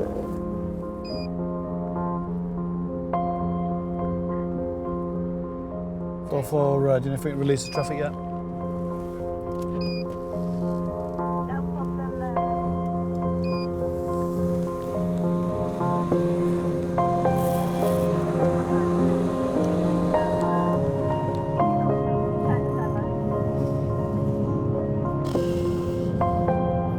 Lucky escape. Yeah. How do you feel about those, Dave? Because I just get all worked up about the fact that this woman is all upset, wants to jump, and we have to dive in and grab her. Well, you are. I try to look. It's probably awful to think that you're looking at it from the motorist perspective. It's like people are probably wanting to be somewhere. You've just shut the motorway, stopping them from moving, and so you feel for them because they're going to get held up. But you also, you know, it's one of those when you're on top of the bridge. At what point? I know you saw the officers rushing towards her. Somebody grab her, and then the others rush. You know what I mean? It's like, is it going to go pear-shaped? Has he got a good firm hold of her? Is she going to struggle? Is she going to? You know what I mean? There's lots of things. If you lunge for them, if you miss and they jump, you know, is that going to be your fault? It's lots of things going through your head.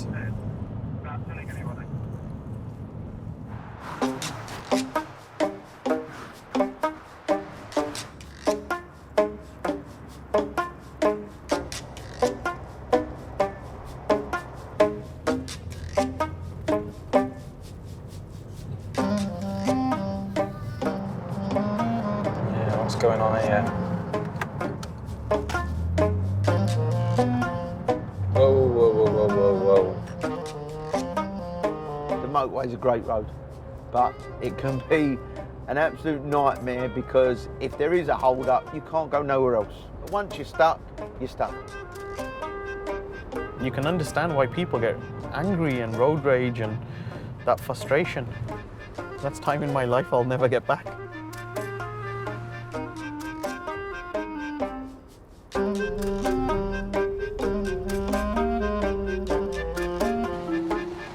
Never ending. Oh, he's going backwards.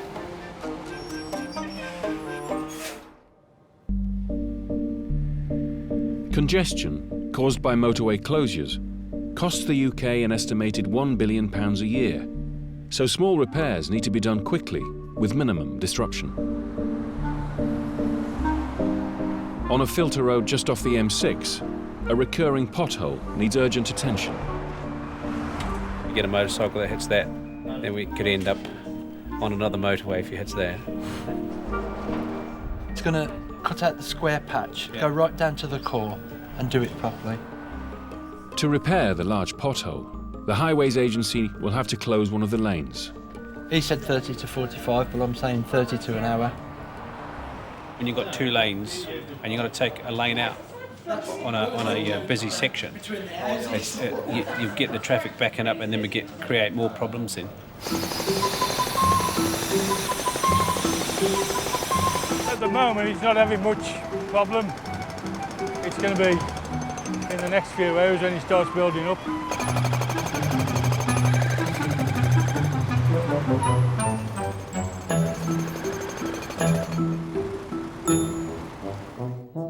But not long after the roadworks start, a bigger problem appears on the horizon. Abnormal load, taking up two lanes. If he goes onto the M5, we've got a lane closed there. Oh no, don't go down there. Anyway, it's Highways Agency. Just to let you know, you've got an abnormal load coming down that arm. It's taken up two lanes. There's splat the cones everywhere, isn't it? He's going to go for it, isn't he? No chance. He's not going to get through. To get past the roadworkers repairing the potholes, the truck carrying the wide load slows down to a walking pace. He's close to that barrier. Ooh, well close to the barrier.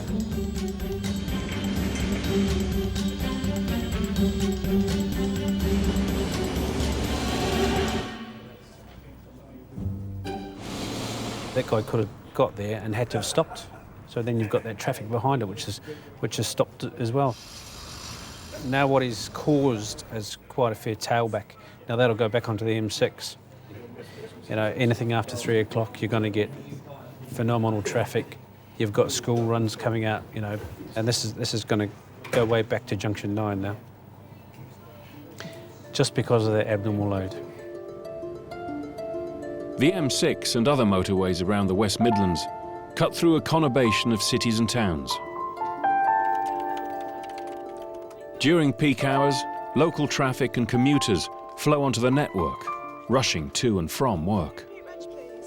Hoping for a nice steady day. Everybody being able to get away to where they need to go safely. Minimum delays. That's what I'm hoping for.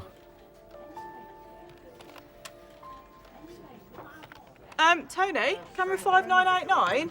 We've found our RTC approximately 198/6 in LBS 3 received. T1 got reports of 4-car RTC, Junction 10 on the Junction 10 lever slip received. Thank you, we're just going. Oh, we've got another job. Traffic is now restricted to using 2 lanes instead of 4. We've set the appropriate signals to close the 2 lanes behind the scene. It's a Thursday afternoon at 5 o'clock. It's extremely heavy congestion at the moment anyway. Signal's up now, so most of the public are paying attention to them and getting out of the way. Well, he's oblivious this side. There you go, well done.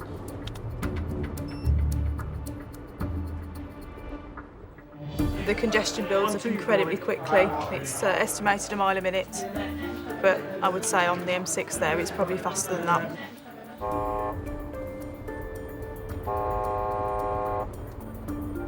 We've got a vehicle in lane 4. It looks like it's just 2 cars. I would imagine the crew will attend the scene and they'll close lanes 3 and 4. Yeah, CMPG are just coming northbound. They're asking if we can actually stop the carriageway so then they can access by the exit slip. Yes, you. Stop. Mike Alpha Tango Sierra 79. All received.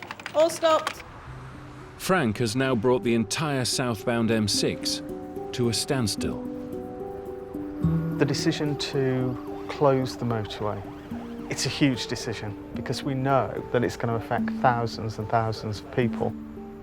The cost of freight that's delayed, that might miss a time delivery, the cost of business meetings that are missed, the cost of people making their way to airports, ferry terminals, going on holiday and have to miss that flight or that ferry crossing. It's at the forefront of our mind that we have to get these incidents cleared as quickly as possible to get everything restored back to its normal way. We've now got approximately 9 kilometres of congestion on the M6 southbound. This is the congestion.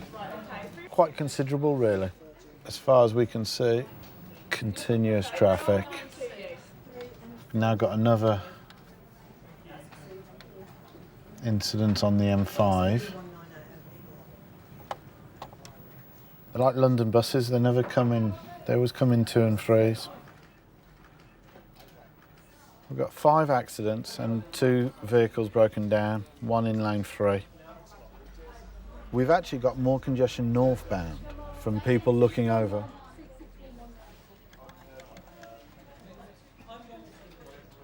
Okay. Yeah. Possible suicide. There's a gentleman sitting on the wrong side of the railings on the overbridge of the M42. Our job is to stop the traffic. We've got to position crews north and south. Okay. Okay. I'll try and get an East Mids car down. If we have any incidents, any overbridges, attempted suicides, possible jumpers, our procedure is to stop all the traffic running underneath the bridge. So we shut both carriageways, north and southbound. Disruption can be huge for the general public. On the M6, the Highways Agency traffic officers have managed to open 2 of the lanes. Our pressure is to get the lanes back and the motorway running as normal as quick as possible. But to clear the scene of the accident, all 3 lanes must now be stopped again. It's a long drive home for a few people tonight. And of course, unless they hear it on the radio, they've got no way of knowing why they're sitting in a queue, not moving, which leads to exasperation.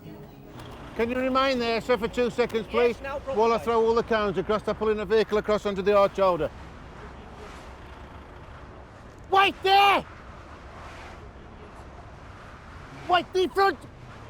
Excuse me, we've stopped these for a reason! Hang on there, please! Don't move! They're moving a vehicle there.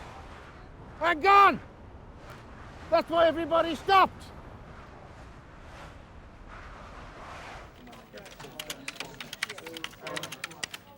Is that police on the bridge?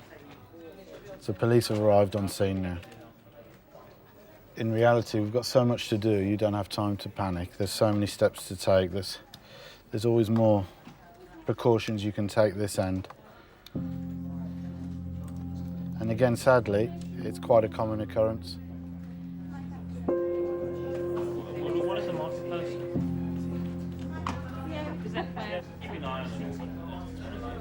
Hold on, I think it's all done.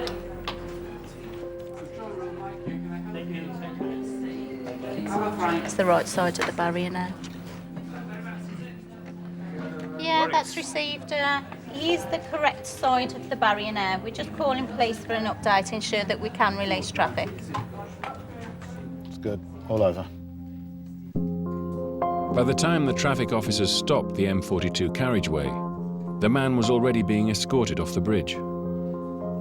It's a great relief when the police get them back over the right side of the barrier and take them away. The M42 was only stopped for a few moments, but the accident on the M6 closed lanes for an hour and a half. The crew have dealt with it. The driver has been checked over by ambulance and they've opened all lanes. Suicide threats can be as often as one a week, and they've been known to close motorways for long periods of time. We've had one in our region that's gone on for over 24 hours. During a really busy period, a summer period, where people were trying to go on holiday, and there was nothing we could do. We had all the professionals on scene trying to talk this gentleman down. And that can get quite hairy. Yeah. The impact on the network is huge. You then get the thousands of complaints that we're going to get in, and you have to deal with the general public. On scene, there were reports of the general public actually shouting at the possible jumper, to throw himself off the bridge and stop wasting their time.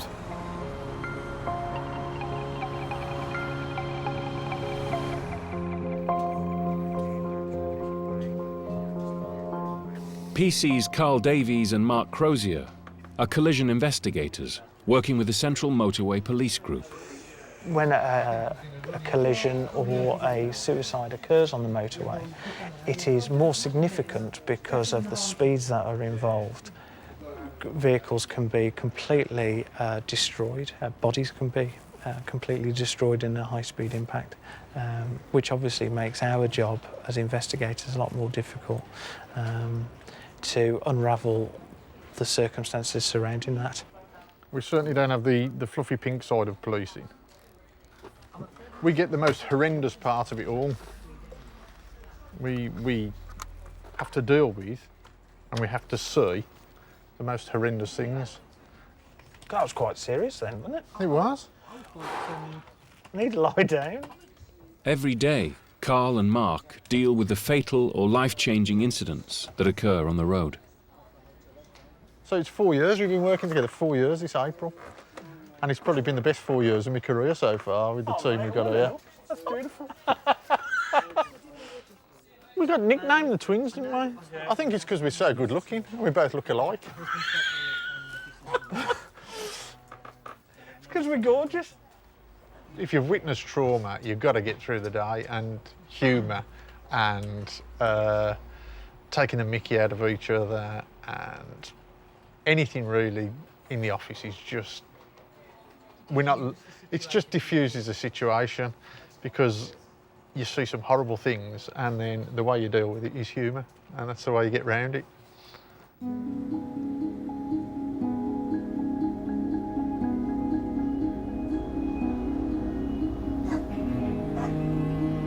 It's 6 a.m. on a Saturday morning. Traffic officers Karen and Colin are on the early shift.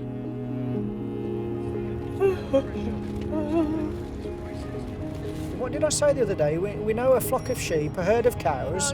What do you call a group of pigs? A swine or a drift. Something like that. And I said, well, what do you call a group of traffic officers? And I said, a moan. A moan of traffic officers. A whinge.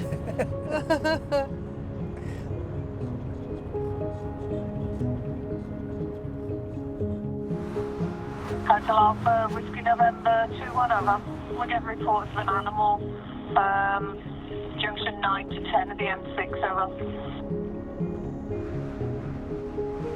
Approximate 199 over 4. You can see a dead animal in lane 3. Stand by. Outside.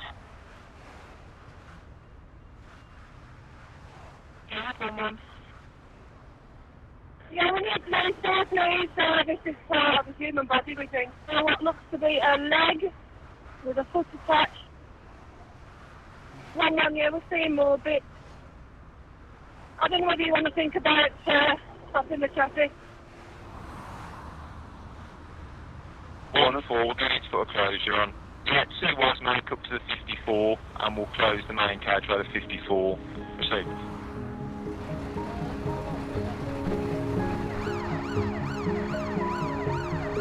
shut the main carriageway.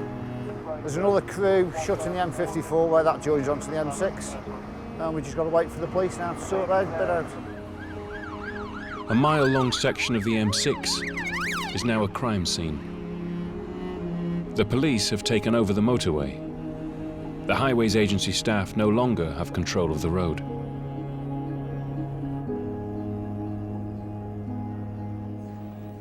So this will be going on for quite some time today, because they'd have to find out whether he was a possible suicide or something. We don't know if it's a female, we don't know if it's a male, but no, it's just sad. It's not nice, and wouldn't want to be the guys that have been on road, because they're there and they're like, they've come across it and they've seen whereas we haven't seen as much. Colin and Karen are heading back to Hilton Park to have a bit of them time and calm down.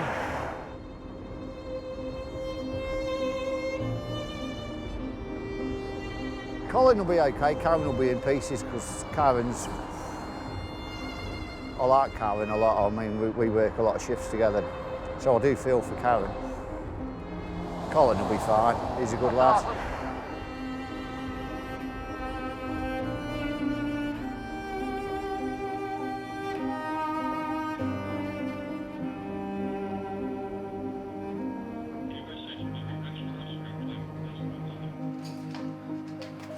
A little bit down, but it's to be expected, I suppose. One part of the job. There are good parts and bad parts. You don't really get to know what happens after this, do you? We don't usually get to know. No, you don't want all the details, but it's just nice to know some of the things. Who, possibly why. Yeah.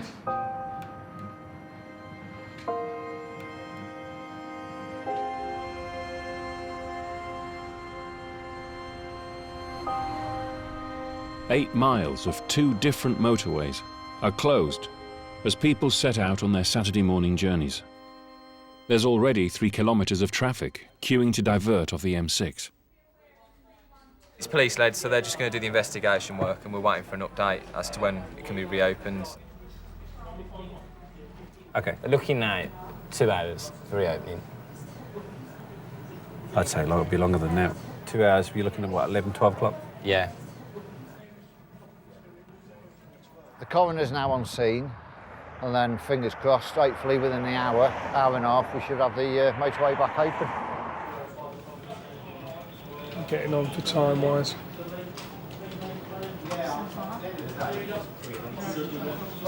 Painfully slow though, this, isn't it? It goes on like this. There's nothing that we can do. I know, it's so frustrating. You start to get a build-up of shopping traffic now for Walsall. Definitely, yeah. Football traffic heading north. Walsall at home, but I can't imagine that will have much Arsenal impact. travelling up to Liverpool. This is sort of the time where the congestion volume goes up. On the M5, Bravo. The police investigation on the motorway has been carried out by PCs Davies and Crozier. It's now 5 hours since the M6 was first closed.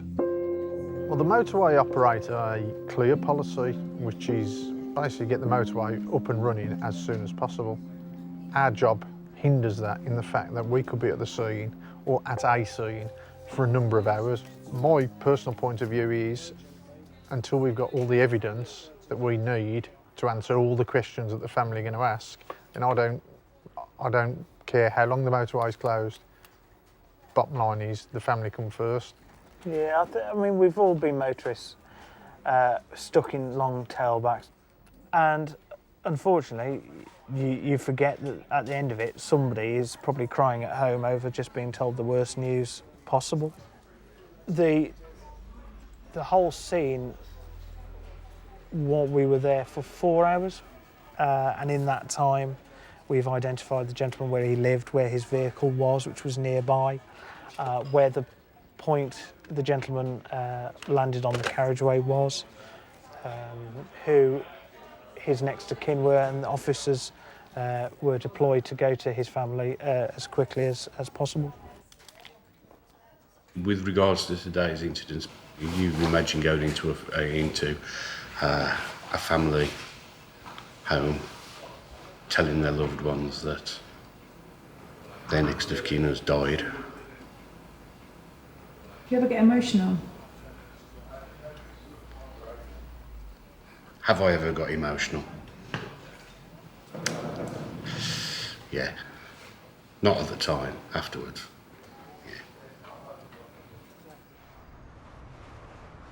Control of the closed motorway has now been handed back to the Highways Agency.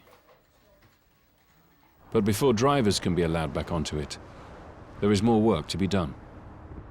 It's Veolia who are a clean-up crew for cleaning up spillages, and I'll be led by them. If they're happy, then we're happy and we'll reopen it. So that's all we're waiting on, really, is to clear it up, because the last thing you want is to be driving through it, unfortunately.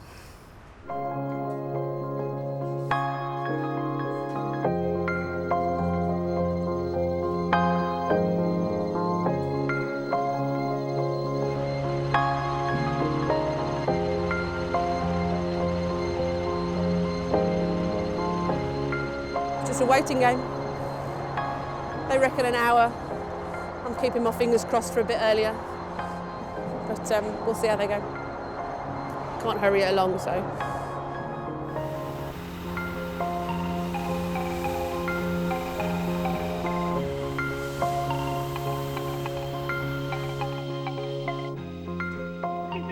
They do have a sweeper with them. They're estimating an hour. I'll see if I can shoot them along, but it'll take as long as it takes. It's all received, over. Another hour. Did you hear that? Yeah. Go ahead, over.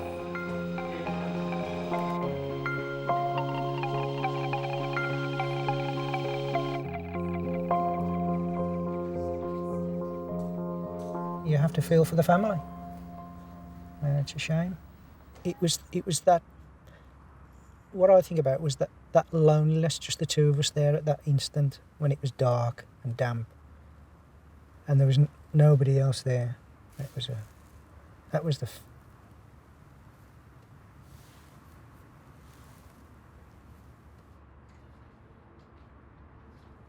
I wouldn't say it was a scary place. It was terribly lonely. It felt terribly lonely, you know. I knew it wasn't, because there were cars coming past. But it was just that split-second realisation that gets you. As I say, we've been to fatals before, but you know you go into those fatals, the adrenaline's pumping, you know what you're going to expect to a point. But it was just the shock of finding something that you weren't expecting. That was the difference. And you have to deal with it then, which is very fragile. And it takes a certain kind of person to handle that, I think.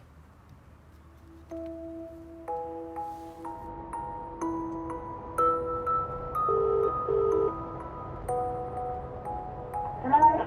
You alright, Charlotte? Yeah. Yeah, I'm good. Roads are clear now. Roads are clear. We had all the traffic this morning, and it's died down now. Are we here? Not there yet.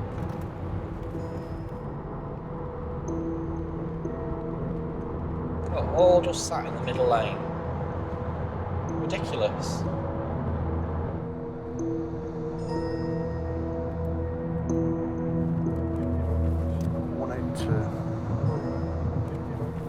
We'll never win the battle against potholes, not until the flying car comes in.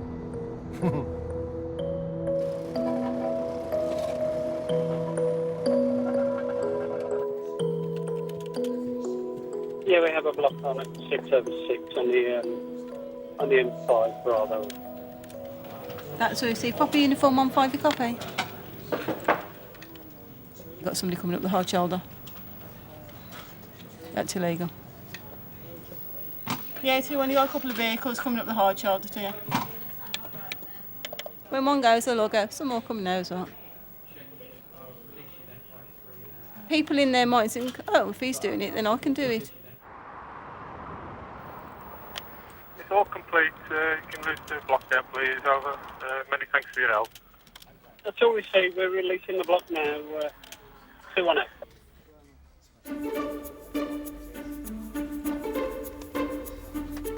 Bickies, bickies, bickies. Look, I've told you, you'll go to hell. That is why I come to work. The dream of owning one of those one day. That is a 1967 Mercedes 250 SL Pagoda top. Modern cars are fabulous, fantastic. They've got so many qualities that the old cars haven't got, but they don't have that style. They don't have that. They don't exude that panache, that elegance that the old cars do.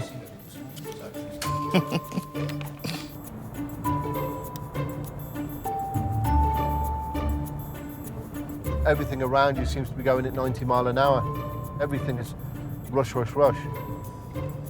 Me, if I go away or go out for the day, you know, the shortest time I spend on a motorway, the easier it is for me.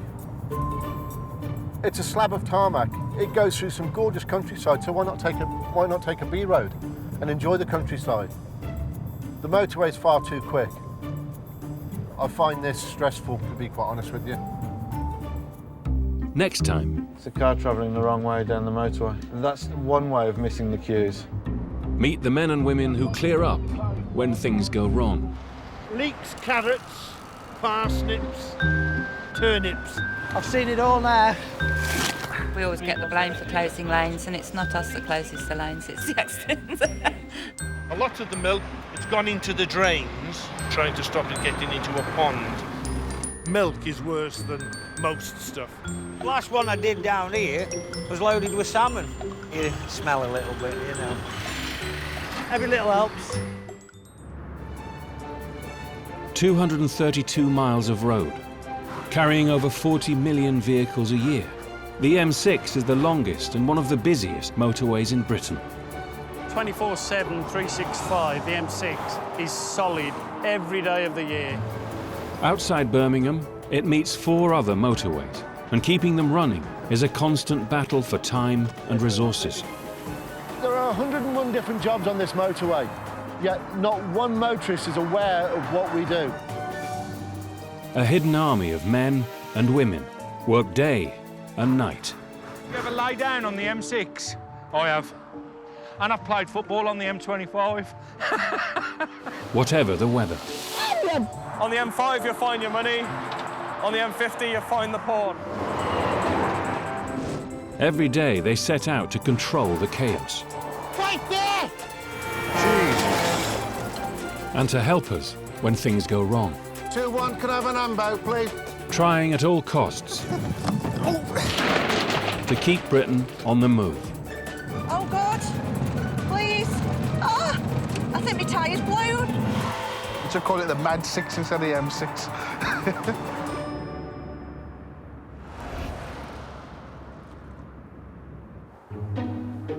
Hello, Highways Agency. Have you broken down? The Regional Control Centre in Birmingham is the eyes and ears of the Highways Agency in the West Midlands. We've got a pedestrian walking up the central reservation. What's that car up there?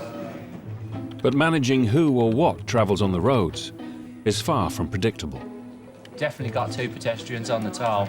On skateboards? On skateboards, yeah. 1335. That's the first time I've seen people on skateboards. Cyclists, yes. Joggers, yes. Skateboards, no. It takes all sorts. It does surprise you of the type of incidents you get. People having picnics on the side of the road, and I've had people like having naughties in cars and they're on camera. Yeah, we had a report of a horse, either near the carriageway or on the carriageway. Have a quick scoot through the cameras, nothing obvious at the moment. The police have found the horse close to Junction 4. Up on the M6, up in by Keel Services, we often get reports of suicidal horses. There's a bridge which connects 2 farmers' fields, and the horses will actually stop and look at the traffic as they go past, and you'd be surprised the number of 999 calls actually get saying that they think the horse is going to jump. 254, you'll find this debris now. It's just a line 2, line 3 receding. Here, staff oversee 500 miles of roads and 6 different motorways, including one of Britain's busiest, the M6. So we've got here the bottom of the M5 and the M50, bottom of the M40 and the M1. But I'd say the M6 is probably the busiest for multiple incidents, but the M5 can be just as bad as well. And it depends on the time of year as well, because obviously the M5 gets all the caravans in the summer. You can't really predict it. You can't say, well, it's always there, because it's not. They're like children. They've all got their own personalities. The most unpredictable challenge that faces the motorway and the people that run it is the Great British weather. You will get incidents, you'll get accidents, you'll get members of the public not driving to the right road conditions. And it means our workload doubles, trebles, quadruples. I hate rain. Oh, gosh. The wind, I hate the wind. Fog, no, it wouldn't even come on in fog. Do you panic in the rain? If you're driving, yeah. When it's icy, you've got to be really careful when you're driving. You have to drive really slowly. Or just not go out. It's getting a bit windy down here. Is it a bit more open, do you think? We're over no bridges. Worst nightmare, bridges. I don't know why I grip the steering wheel harder. More control, like on an Alton Towers ride. Waiting for it to kick off now. In the Regional Control Centre, a freak hailstorm has hit the West Midlands. Reports of a collision, 2 vehicles, Audi and a Mini. Received. It's two RTCs. It's 2 RTCs. There's 2 cars in lane 3, and there's 4 on the hard shoulder. Every year there are more than 250,000 road traffic collisions, also known as RTCs, on Britain's major roads. The driver said there's no injury. His wife is pregnant and I've got a small child. Oh, Can you get an ambulance? Here's the rain, marvellous. I said it was hailstorm, didn't I? It's all a bit mad. It's reported as a non-injury RTC. However, because the lady's obviously heavily pregnant, my colleague that arrived first on scene has called the ambulance purely as a precaution. If you look, see where the tyres have gone, it's skidded in lane 1, just by where the ambulance is. Tyre treads have actually come up to the barrier here. It's obviously hit the side, and that's what's caused it to roll, causing the damage, as you can see from here. Honestly, all this weather has actually occurred in 5 minutes. Obviously, this is the Great British weather, but unfortunately, it is very, very slippy underfoot.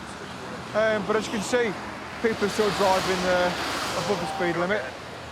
Planning for the effects of winter weather on Britain's roads is one of the key jobs of the Highways Agency.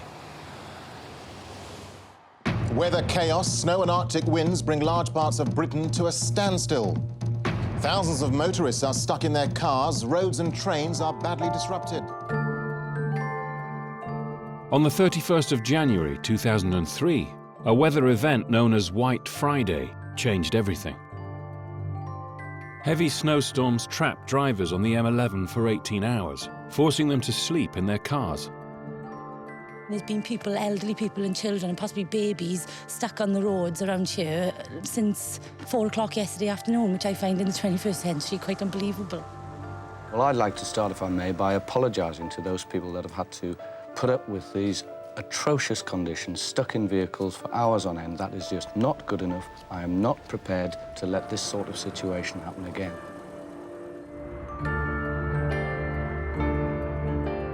As a result of White Friday, the Highways Agency launched a new team of traffic officers to deal with incidents and react to weather events. What's congestion? Between carriage directions. Martin Stott was one of the original Highways Agency traffic officers. Yeah. He knows only too well what is at stake when winter preparation goes wrong. There was a lot of criticism, especially in Parliament, for what was thought to be catastrophic failings of the Highways Agency at the time. It feels like people are waiting for you to get it wrong. There is a huge amount of interest across the winter period, and it feels like the lions are poised to grab you because you haven't kept the road open.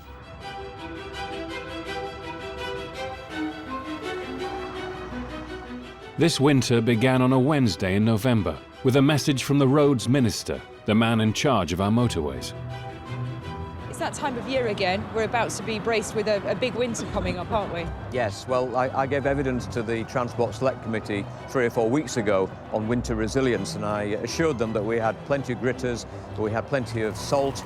We have better than ever forecasting in terms of when it's going to be cold, and therefore I think we're in a better position than we've ever been before to take on the elements when we have bad weather, which I'm sure we will have this winter. The media's prediction. They don't always get it right, shall we say. I mean, here's, for instance, the Daily Express, look. Siberian snow to hit Britain. This was forecast for this week, according to this. So, there you go. I don't see no snow out there. Not much snow out there at all, is it really? Winter maintenance manager Mark Jones is in charge of deploying the gritters. Gritting is a chance for some overtime for the maintenance teams, earning a standby fee whether they grit or not. They stay in the luxury of their home with their feet up, getting £20, sipping cups of teas, waiting for the weather, as you can see. A lot of times during the winter, it's lovely and sunny, so they just get all this money in their back pocket, stock it all up. He's on standby. We don't know what he does, but he's always standing by. See, can't even answer that one because he knows it's the truth. Keeping the M6 and surrounding motorways safe in winter falls to severe weather manager Richard Hancock's. In winter, whenever we travel anywhere, we have to play games, obviously, like all families do. Our games tend to be around spotting things, and sadly, whenever I'm doing it, it's spot the salt barn, spot the weather station, spot the gritter. Daddy gets very, very boring. This country is full of individuals who get very, very excited by the weather when we get the weather wrong. They love it. Oh, we're going to get snow. Nothing comes. Oh, you said snow. We didn't see a flake. We get that all the time. We have to err on the side of caution, and then we get moaned at because we got it wrong. And equally, we get moaned at because we'll say it's not going to be very severe, the weather's going to be fine, and all of a sudden the snow arrives and causes a little bit of chaos. The Highways Agency in the West Midlands invests an average of £1.2 million in 35,000 tonnes of salt during the winter. It's chalk and cheese, unfortunately. People often say if you didn't spend £1 million on that, you could have improved this roundabout here, which is chaotic at peak hours. It doesn't work like that. I can't see a time at the moment when this country will not want to protect the motorway and trunk road network from ice and snow. The salt in my hand at the moment is probably more or less what we'll be putting on a metre squared of the motorway network in the West Midlands. And arguably, if that wasn't there and ice formed and somebody died as a result of that, that salt probably cost us about 10 pence, say, in round figures. That's a very shrewd minor investment. It's my little den, this is. Quite messy at the moment. It's usually quite neat, isn't it, Tina? Are you an organised man? I would like to think I am organised, yes. But I think you've caught me on a bad day. Hello, Peter. Sound like you're echoing you in the bath. Oh, why can I hear bubbles? With road surface temperatures due to drop below freezing tonight, Mark deploys his gritting troops. All right then, mate. I've got to go, mate. I know you like talking and all that, but I've got things to do. All right then, mate. OK, yeah, you enjoy yourself too. Ciao. I don't know what all the moaning is about. They all moan about when they go out gritting, but it's really very therapeutic. Therapeutic going out there, spreading a bit of salt and put a bit of music on. Don't see what the problem is, really.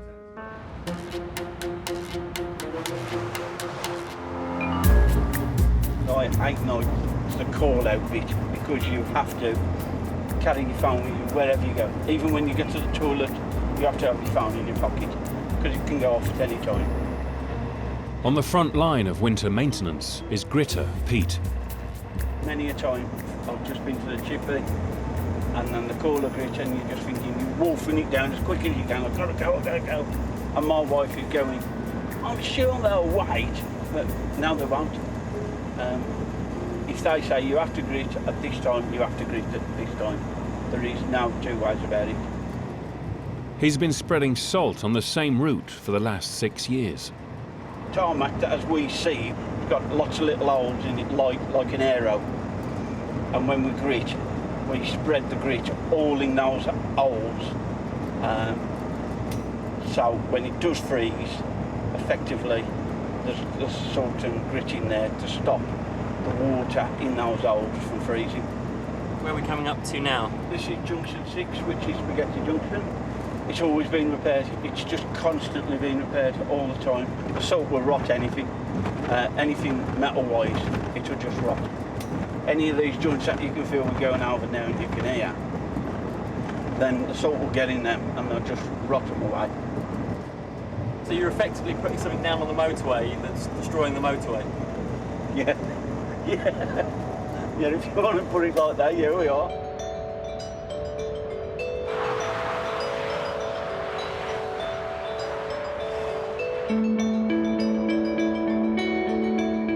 With its sprawling concrete arteries towering over a network of canals, rivers and railways, Spaghetti Junction is the largest and most complex interchange in Europe. It's like a cathedral with the columns holding the beams up. It's holding a lot of concrete up. It's like a big jigsaw, really, isn't it? How everything just slots in together. It carries 225,000 vehicles a day, but this junction, loved or loathed by millions, is deteriorating. We're actually underneath Spaghetti Junction now. This is one of the crossbeams what's holding the motorway. The salt from the winter gritting on the road surface is corroding the steel rods, causing the concrete to deteriorate. Basically, when the salt comes through the beam, goes on top of the beam, if there's cracks on the beam, the water will get in and it'll pop the concrete. Repairs started on Spaghetti Junction in 1989, and site manager Steve Wood has dedicated the last 9 years to the project. Everybody's going, doing the business, driving along on the motorway, and they don't even realise we're under here, working away, making sure it's safe for these guys who are driving over the top. Built in 1972, Spaghetti Junction was a feat of British engineering. Rising out of the mud, the finished columns are like the vast ruins of an ancient Greek temple. At a cost of £9 million, it took just 4 years to build the 6-lane carriageway and link roads that have become an integral part in the country's motorway system. It appears that many drivers just can't wait to try out that multi-level interchange at Gravelly Hill. Well, a friendly word of advice. Know where you want to go and just follow the signs. I declare this motorway open.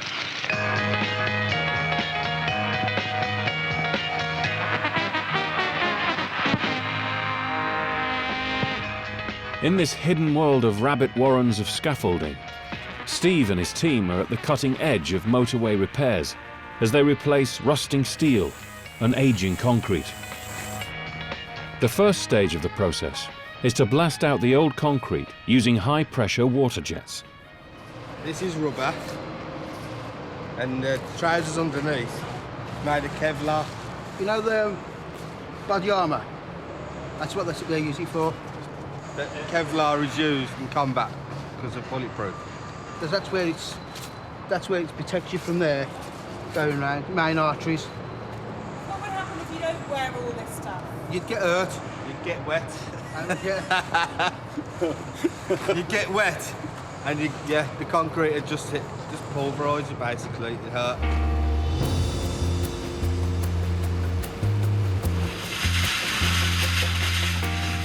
At £32,000 per square inch of pressure, the water cuts through the concrete like a knife through butter. Once the old concrete is blasted out, any rusted steel rods are replaced.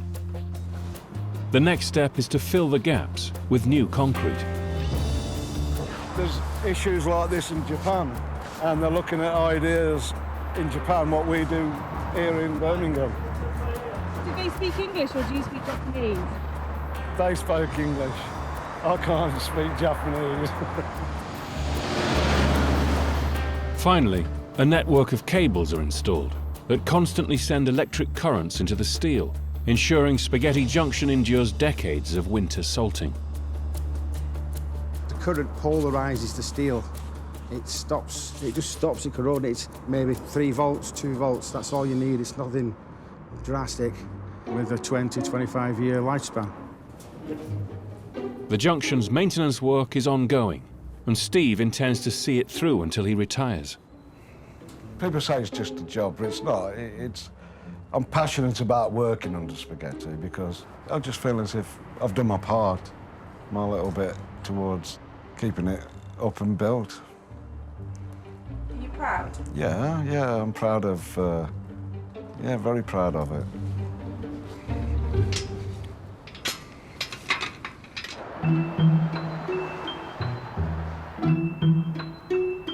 Just to let you know, you've got lanes 2 and 3 set for you. The Regional Control Centre in the West Midlands is the Traffic Officer's headquarters. In all weather, 365 days a year, staff coordinate the on-road teams. Got a male walking on the M6, just like I say, he's on Sunday stroll. We're just coming up the hard shoulder now behind him. Not a clue. They are, just noticed it right next to him. Highways Agency traffic officers patrol the motorways, attending to routine breakdowns, incidents and even pedestrians. They're just advising him of the error of his ways. Ah, there you are, he's from Latvia. And he's trying to get to Birmingham. And at the moment, he's up here on the M6 between 13 and 12, and he's trying to get down into Birmingham. So, he's got a long way to walk. You don't know what's the matter with it? Where are you trying to get to? We're from Sedgley, Dudley. Oh, right, not far, local. At Junction 10, traffic officers Karen and Colin have been called to a live lane breakdown. It's not good here because we're on a bend.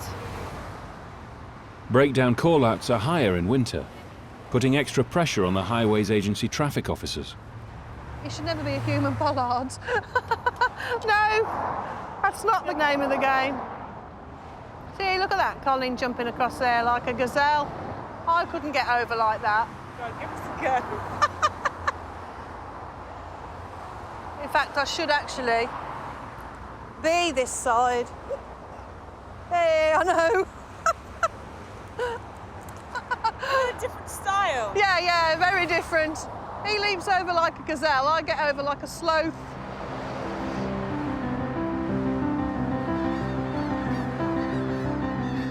Oh, this is lovely. Absolutely lovely. Karen and Colin are 2 of the longest-serving traffic officers and have over 60 years driving experience between them. I think driving as a whole was a pleasure at one time initially. I can remember as a young man, when I first started driving, it was a pleasure to go out. I purposely went out just to have a drive. Times have changed. It's that intensely used that the slightest thing to stop that flow of traffic has a massive impact. Wheelbarrows falling off the back of lorries and swans. Blown tyres, tyre debris. Anything on a more minor level. That's where we can be there as quickly as possible to sort it out. You know, you have people shout at you things like, get it out the way. Well, don't you think we would if we could, you know? And not just sitting here because I like it. Following the White Friday snowstorms of 2003, over 1,000 traffic officers now patrol the motorways, helping Britain's motorists.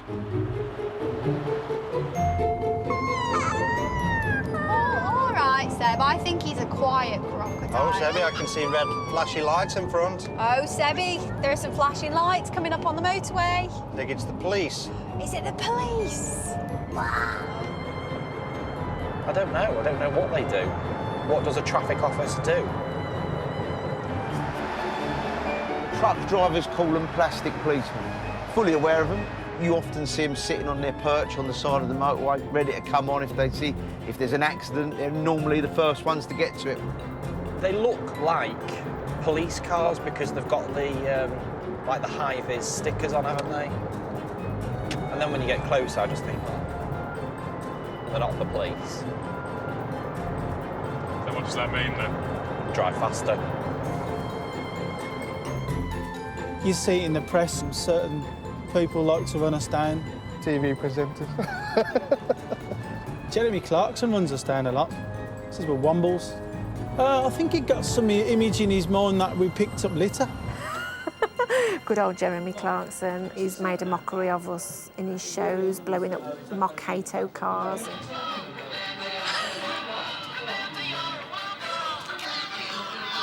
You've got to embrace it, haven't you? You've got to embrace it. Jeremy Clarkson. Somebody that spouts on like they know it all. Mind you, the last time I was at a closure on the toll, who should come past me but James Bond? James Bond? Yes, Timothy Dalton. Really? Yes. And he said, "This isn't very good, is it?" I said, "No, not really. Which way are you going? North or south?" It's my claim to fame.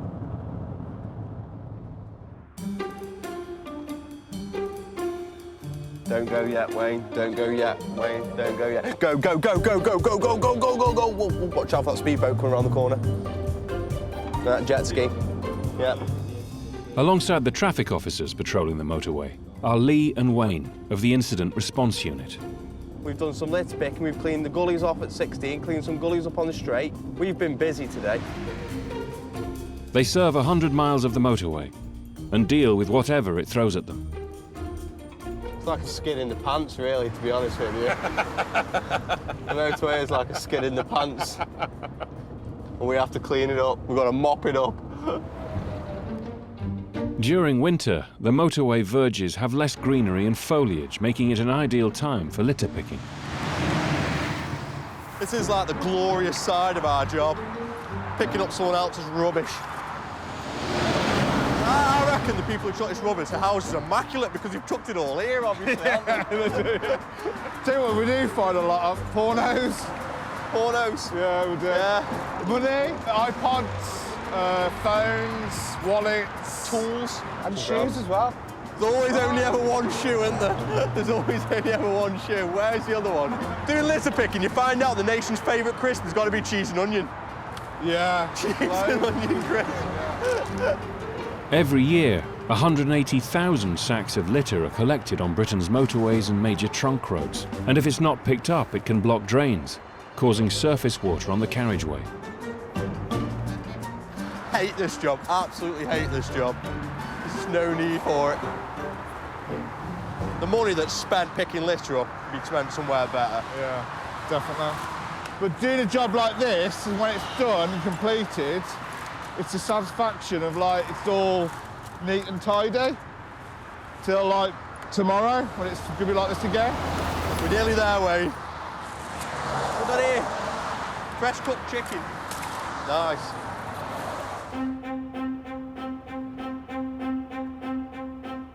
Even weather forecasters are describing the storm now battering western parts of the UK as exceptional. A month's worth of rain is anticipated to fall over the next 2 days in some areas, with now almost every part of the UK covered by a weather warning for wind, rain or snow. At the West Midlands Regional Control Centre, an emergency meeting is called. Today's meeting is all about whatever the weather throws at us today. We're prepared, we're ready, we're under pressure to make sure from ministers that everything runs smoothly across the country and the road infrastructure bears the brunt of the weather in such a way as to not disrupt the nation too much, we hope. Good morning, one and all. This is Steve at West Midlands RCC. Thank you for dialing in this morning. With the West Midlands on high alert, the Highways Agency and winter managers plan for whatever the weather may bring. The worst case scenario for us, I suppose, today would be an inaccurate forecast. It's very hard to predict.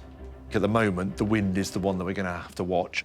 Andrew, can you give us an update from the Met Office then, please? At the moment, what we're going to see is a core of heavier rain, and that's going to be accompanied with some strong winds. Isolated gusts to 40 to 50 miles an hour. Richard Hancock's Amidst Severe Weather Manager. We've taken a forecast this morning which suggests slightly higher wind speeds than you're predicting. We've got a West 1 domain where they're telling us we might experience 65-mile-an-hour winds as far across as Shrewsbury and Shropshire. Yeah, I can see where they're getting that from. It's just as the winds go more into the west and you get a core of strong winds, but it's essentially impacting North Wales. But for Shropshire area, it'll be much less than that essentially. So more like towards 50 miles an hour. Planning, when the storm was first forecast, we're hoping that planning is going to be enough. We hope that the forecaster's got it right, and it sounds pretty awful, but we'd kind of be quite grateful if it went past us and went over somebody else. Everybody breathes a sigh of relief and goes home and sleeps a nice, quiet, comfortable night.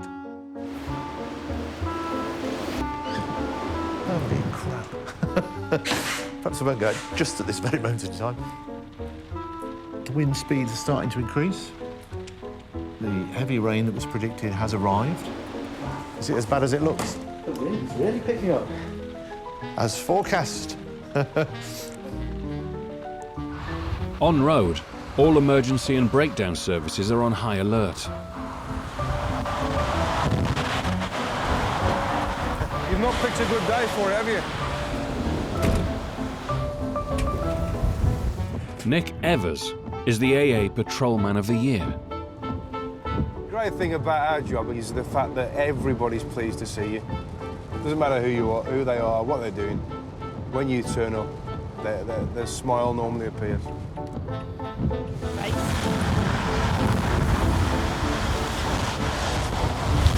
So when these trucks come past, it's like somebody's throwing a bucket of water at you. I don't think this is going to work, is it?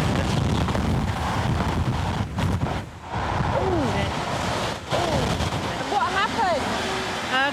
Coming down, got a flat tyre, and I got a spare tyre, but no tools in the back to do it.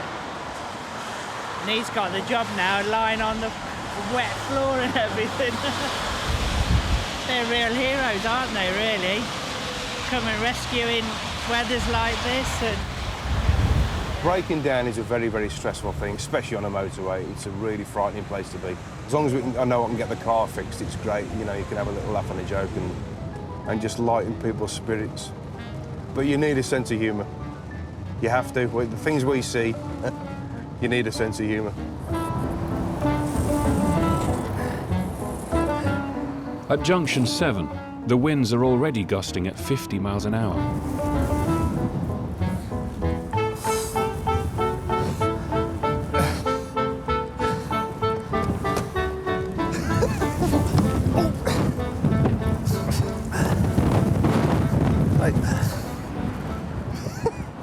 It's crazy, it is.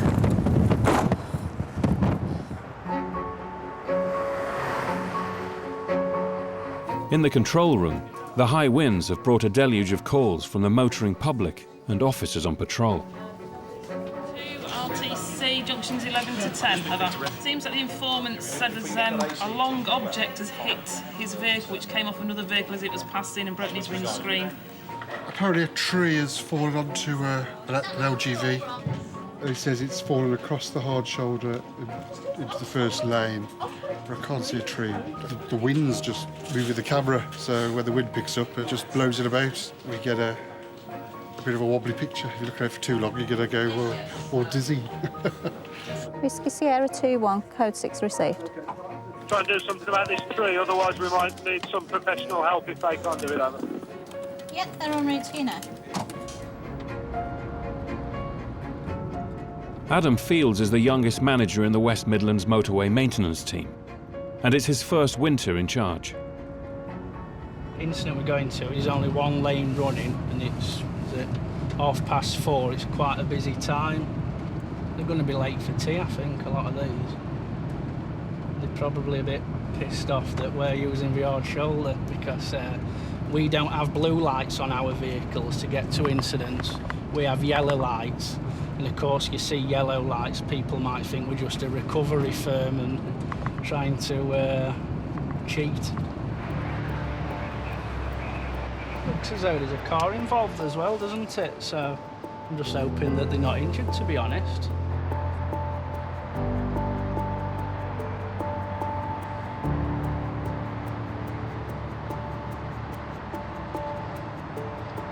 The tree had fallen over into the slow lane, so this truck was quite ahead of me. So he swerved from the slow lane into the middle, into the fast lane to avoid the tree. I seen that I was going to hit the back of it, so I tried to turn slightly, and it was too late, and then I clipped the back of it and came over. That's what I thought, you know, if I lose him, but... You wouldn't lose me.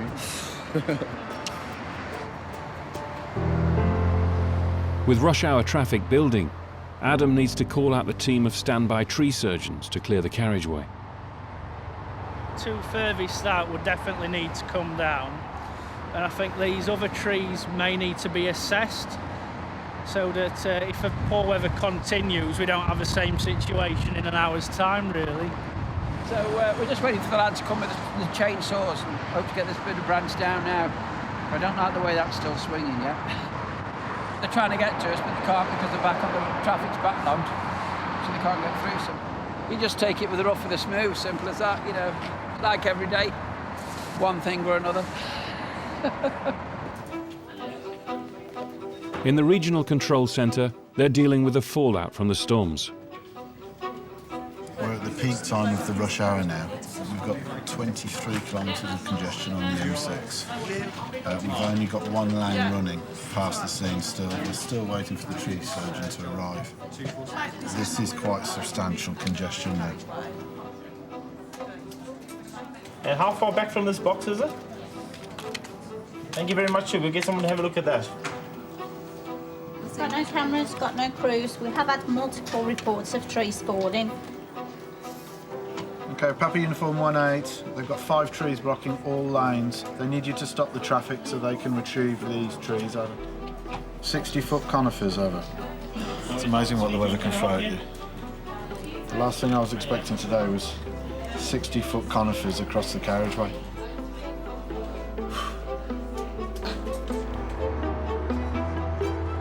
All right, mate. The tree cutters have just got on site at this first one, but where Ady and Shaggy is, chaos, mate. Trees are falling down left, right and centre. He thinks it might be best to close Junction 15, to be honest. But would we be allowed to close motorway at 6 in the evening? I'm not sure, to be honest. A bit more concerned about them. It's a bit dangerous. OK, mate. Why do you worry about your workers so much and their safety? Because we had 2 workers run over just over a year ago, Rob and Gordon, which wasn't very nice, and we don't want that to happen again. So now we've got to think, are we best off closing the motorway at Junction 15, obviously when we've spoke to everybody concerned. Any decision to close the motorway has to come from the Highways Agency. Tonight, team manager Nina is on duty. I've just been talking to James. He's in conference with staffs at the moment. Yeah. Are we going for a total closure at 15? Not at the moment. He's getting the idea that I haven't said a total closure at 15. What I've agreed, if our crew are in a position to move the trees to the hard shoulder from the live lane, they will do that to clear the obstruction from the carriageway. It's quite protracted, isn't it? It is, but it's not in all lanes. I'm reluctant to close the motorway, and we also can't confirm that the diversion routes are clear of flooding and trees either, so it's a no-win situation, really. Exactly. If I can keep the motorway open, I will. OK. Did you hear that?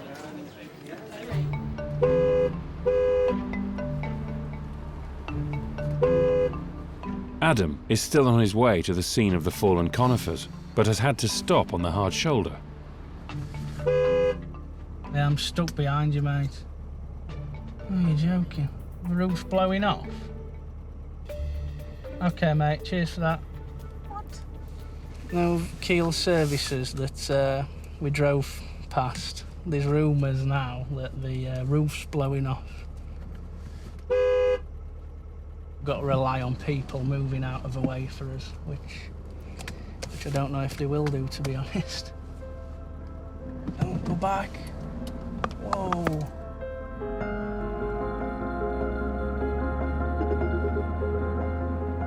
Back on the hard shoulder, Adam spots the first of the 6 fallen trees. That's like something out of Jurassic Park, isn't it, that? This one here, that's on the entrance to the services.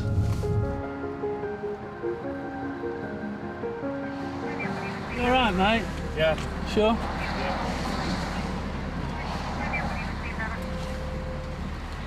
Is it a relief to see them? Yeah. Like my job, it's just trying to coordinate the guys on the road, so my job's a lot easier than what their job is. I always hope they're all right.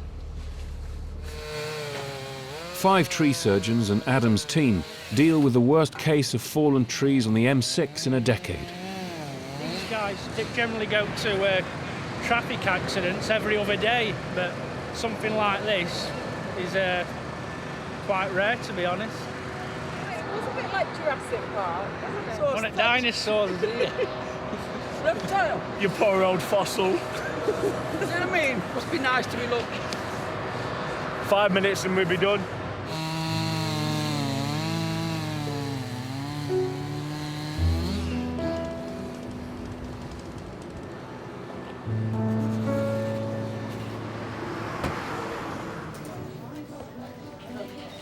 I'm surprised that the incidents on the M6 haven't made it to the national news. I really am.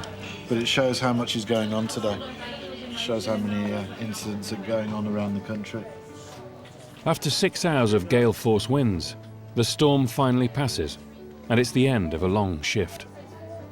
Good night. See you tomorrow, Fury. Good night! What's it looking like out there? It's nice and calm now. Have a good night.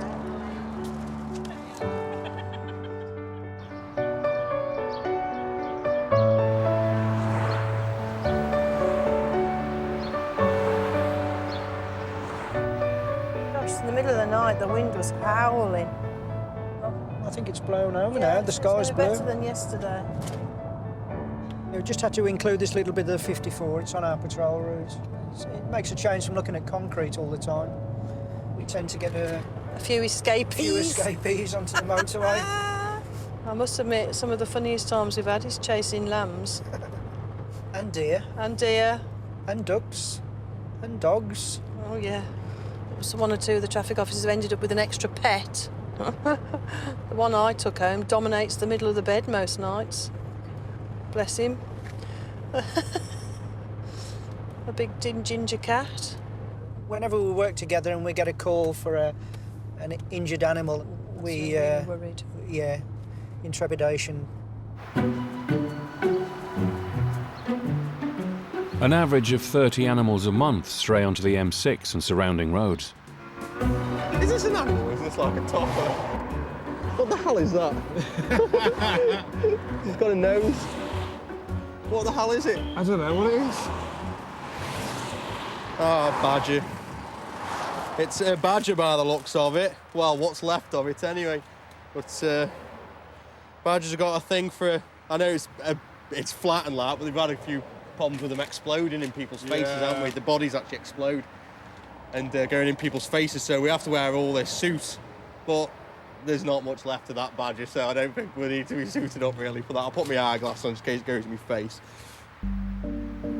We have all the nice jobs, don't we? It's got to be done at the end of the day. Varies, yeah, the smell does vary, very, very well. It depends if it's a hot day or cold day, but you just get used to it. Each season brings different types of animals, which Lee and Wayne have to deal with. It can be deer, foxes, badgers, cats. Could be even like horses, can it? Yeah. Sheep or anything like that. Anything like any livestock, really. Normally 9 out of 10 they're dead, aren't they? Yeah. Do you like my way of picking up that badger?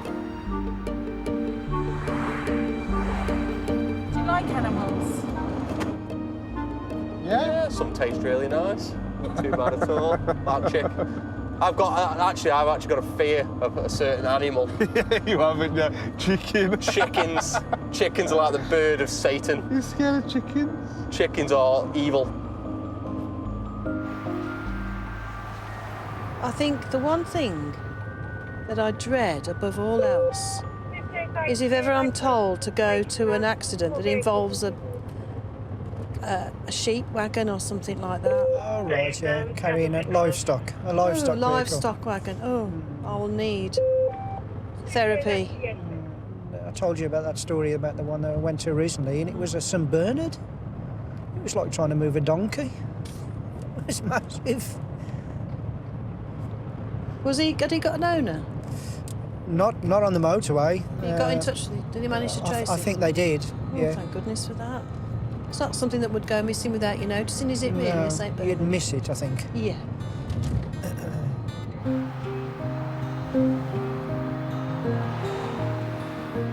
Yeah, can you just confirm the location of this dog?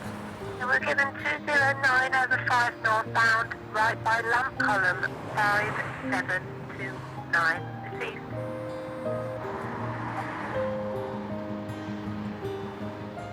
Greyhound. It hasn't got a tag, which is a bit strange, but we'll go back the yard and get the chipping device, check, see if it's chipped. I wouldn't be surprised, you know, if it's either come from the houses over there or the houses down here. Jumped over the barrier. Yeah, it's a shame, really. I'm gonna have to get his legs, aren't I? Oh. Hang on, save the bag open. Badgers and stuff are just day to day, but dogs. I think this is the first dog I've had in a few months. Yeah. I like to bury them nowadays. We've had a couple once to make ashes and stuff, winging ashes and stuff, but It's a family pet, though, isn't it? yeah. End of the day, it's part of the family, so... Every domestic and wild animal is stored at the nearest maintenance depot. You have to log everything down on a list, and this is the oh my god, this is the freezer, but not the freezer you really want to get your beef burgers out of. All the animals, if they're not collected, the dogs aren't collected, they go to be incinerated, which is the safest way or whatever. Plus, it keeps them kind of fresh. Stops them decomposing. Yeah. Well, actually, every dog that we pick up has to be scanned, just in case we can locate the owner. No tag found. Yeah. Oh. Oh. Back in the freezer you go. Luke, as he's got no name. We're going to call him Luke, aren't we? Yeah. This is Luke. Goodbye, Luke. When I first started on here, we took it was a Springer Spaniel, round to the guy's house. He wanted to see it there and then, like. But luckily, that dog wasn't actually in a bad mess. But he kept hold of it, and I think he buried the dog with the family because it was a proper family's pet. I tell you what, it was quite upsetting because he nearly started crying, the bloke did. It was quite upsetting, really. You do get a bit involved with it, a bit wrapped up with it when it's... Yeah, of course you Yeah, are. well. Yeah, of course, yeah. Food, definitely. I'm a man who likes my food. Oh. Oh, see, that you got to look at this. You've got to look at this. Look at this. Look at this, what his missus has done for him. I don't get any. Oh, look at that. What's that say? Yeah, look at that. Oh. See what I've got in mind. Death, probably a death letter. Or something. Badger. Yeah, I've got badger. Oh, that's so sweet for you, that is. Yeah. Do you know what? That's touching, that is. That's proper touching.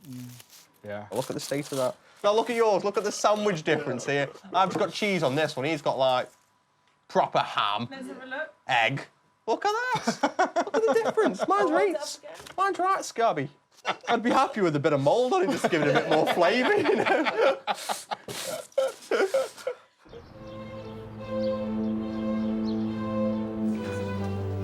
Hurricane-force storms brought chaos to the road and rail network. Severe flood warnings remain in place in southwest and southeast England, with a warning that a month's rain will fall in the next few days. Despite the Highways Agency's preparation for ice and snow, It's the wind and rain that's causing the serious issues in what is the wettest winter in nearly 250 years. Surface rainwater on the motorway is a serious issue for motorists. Well, if we don't clear the water off, we can end up on the main carriageway. Well, if you look behind you, it's partly on the slip road. So we're going to try and get rid of that as well now. When a car travelling at speed hits excess water on the carriageway, the wheels can lose traction, making the car impossible to control. This is known as aquaplaning. Road traffic accident between Central Reservation. Now back on the high shoulder next. So. Does she need an ambulance? The weather is chaos. We're not telling people not to travel. We're just saying if you need to travel, be prepared, be aware. It's out of everybody's control. What's the weather like? Is it easy? Due to get some more wet coming through shortly. About 7 or 8 o'clock, there's supposed to be another front of wet dropping on us through to about 9 o'clock, so. Right. And quite heavy. And what's going on, sir? Martin Stott is one of the original band of traffic officers employed in 2003 after the White Friday snowstorm. How would you describe yourself in that photo? Fatter. It was an exciting day for us all to come and join, but it was the unknown. We didn't know what the job was, and we didn't know what we were undertaking. A decade on, and Martin knows the reputational damage that bad weather can cause. I think there's constant pressure. Each incident throws up, media interest with heavy rainfall and poor driving conditions. That immediately escalates, and it's about using the last 10 years to learn what solutions we can come up with that are outside the box, really. What's of an RTC? A vehicle spun out of control sideways? The storms that have flooded thousands of homes and roads in the south of England have reached the West Midlands. The wind's picked up really badly. The rain's coming down heavier again. We've got a vehicle gone off-road on the M54. Got accident involving an LGV in a car by the looks of it. So I'm just sorting the signals out at the moment. Now with the region on high alert, the control centre and on-road traffic officers are running at full capacity. Rain, high winds, RTCs, breakdowns, RTCs and breakdowns in the roadworks. The M50's flooded, the M54 we've had vehicles left the carriageway, you name it, it's happened. The town of Worcester has flooded, and 65-mile-an-hour gusting winds have closed the 2 Severn bridges. The M50 is the last remaining route into South Wales. I know it looks really bad where you are, but down there they've closed both the bridges because they're having it really bad. And with 3 being a Bell Junction, if we divert off at 3, then I don't know if we're causing more harm than good. How bad is the flooding there? Fairly serious, but it's the only arterial route that we've got at the moment, so it's key for the public, emergency services, hospitals, etc., that we keep that road open. And that's like a little bit of a river. With 10 years' experience in the job, Highways Agency team manager Sue Hine arrives at the M50 flooding. So this is what we're up against. It's coming out at all angles. And you can see it's eroding the actual ground away. We're going up to Junction 3 that's flowing like a bit of a river across the motorway. And as you can see across here, lane 2's completely taken up by the flood there. A bit of a landslip further along as well, which we need to deal with. Watch yourself, you're going to get soaked again. Oh! Nothing like a shower at this time of night. Thank you very much, whoever that was. It's a good job. It's a good job I don't care. All right, let me get back to you. We really need to avoid closing. Cheers, Sue. Bye. And I've just told her that if we close this, then you can't guarantee that the traffic has got anywhere to go, and if it does have somewhere to go, then it's not going to end up in a worse situation as well. We can keep it open then. Yeah. I'm waiting for the Chief Inspector to get back to me. So. We're all stretched, a multitude of jobs going on the whole of the West Midlands network and countrywide for the Highways Agency, fighting an immense battle. What's going to happen if it doesn't work? Plan Z. I think we've worked through A, B, C, D. E, F and most of the alphabet at the moment. We have a fallback plan. It's a first for me in 10 years. Hello, Marty speaking. I shall be very, very brief. We've invoked the Army for the M50. That's about to go out probably in the next 20 minutes, realistically, in a convoy. But hopefully that will keep us open.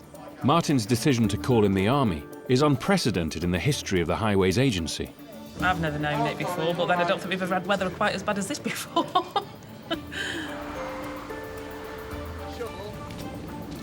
40 soldiers arrived to help shovel the silt and clear the surface water. Anybody got a spare couple of pairs of hands can help me put some cones out, please? Down the line, please. Probably about 10 metres apart. There you go, somebody.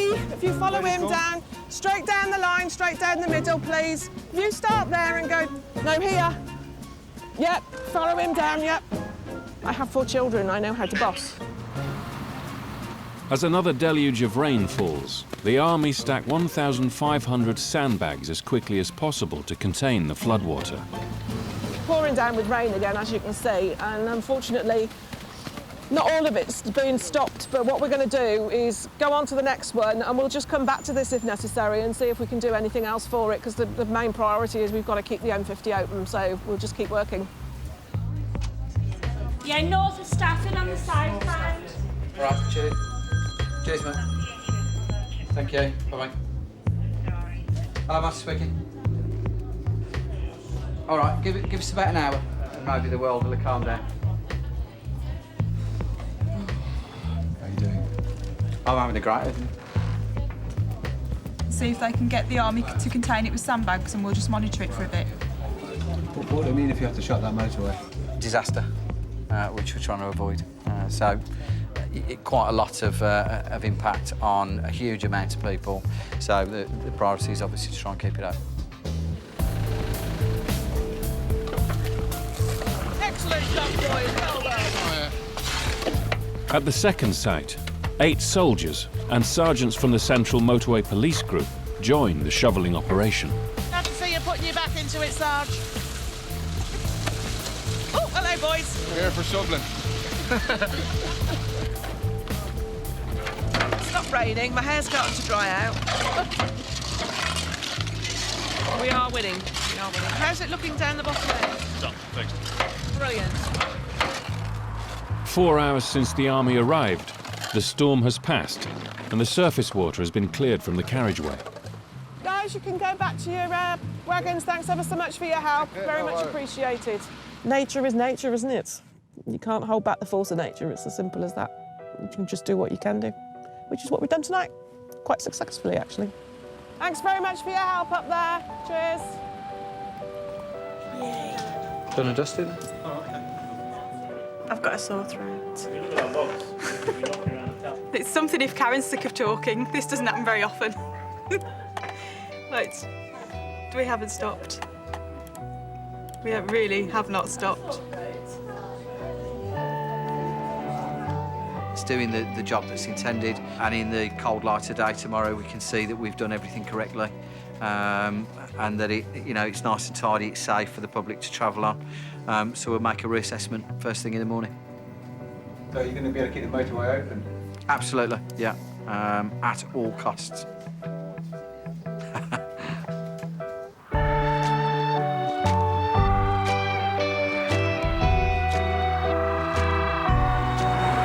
This winter, the Highways Agency was well prepared for the snow and ice. But for the M6 and its surrounding motorways, just 9,000 tonnes of its winter salt stocks were used, a record low. Yeah, believe it or not, there is actually a gully somewhere underneath here. Instead, it's been the wind and rain that's caused the toughest challenge for the Highways Agency. For me, winter's all about making sure that we keep all of our carriageways free from snow and ice. And then all of a sudden, the thing that did catch us out was February and the high winds and the really heavy rain. Bit of chaos, and then we're back to business as usual with winter, spending a fortune, spreading salt, and waiting for the next significant and severe weather event to occur. Yeah, it's not bad, not bad. Yeah, it's turned out quite nice. It's warming up a little bit. Well, that's our route done 2 times. Yeah. Everybody's behaving today. At the moment. But wait a minute. You never know what might happen.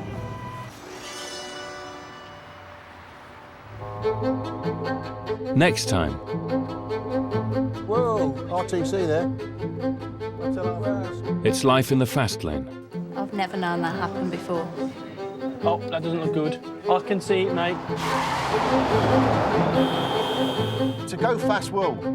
We won't keep you too long, so they just fill in a pothole in, OK? And we are just stuck right in the middle of it. Right there! We've stopped these for a reason! 232 miles of road, carrying over 40 million vehicles a year. The M6 is the longest and one of the busiest motorways in Britain. 24/7, 365, the M6 is solid every day of the year. Outside Birmingham, it meets 4 other motorways, and keeping them running is a constant battle for time and resources. There are 101 different jobs on this motorway, yet not one motorist is aware of what we do. A hidden army of men and women work day and night. You ever lay down on the M6?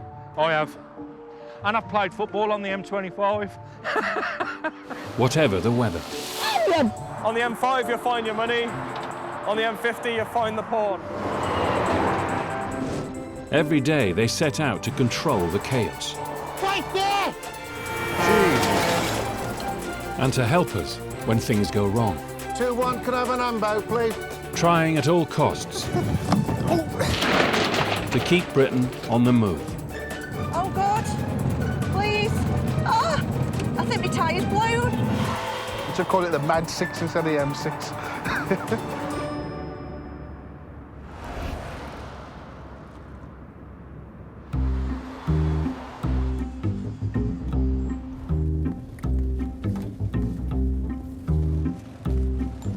I need the wee, Mummy. Rush hour on the M6.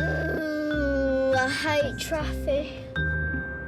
I mean, just look at it. This is every single day they're in this. What a nightmare. Might as well put our brake on and just sit here. On a good day, 50 minutes. On a bad day, the worst I've had it is 4 hours. Just to let you know, you've got an abnormal load coming down that arm. Traffic flow across the West Midlands is constantly monitored by the Highways Agency Regional Control Centre. It's difficult to call it a rush hour nowadays. Between the hours of 4:30, until about 7:30, we'd probably rush 2-3 hours. Oh, yes. 3 lanes of queuing. That's what I get stuck in this time of night. It's absolute mental. The M6 carries up to 140,000 vehicles a day, double the amount it was designed for. Here we go. Look at the nightmare. It was never built for this many cars, but it was never built for anywhere near this amount. 3 kilometres of congestion from a 5-vehicle RTC. And just that stretch alone, you've maybe 5,000 vehicles travelling through there at one time. Probably 50,000 cars stuck in traffic in that rush period. It's ridiculous. Drivers on the motorway, it's a routine that they do every day. So that's the way they're going to go, and everybody goes that way. So we're stuck.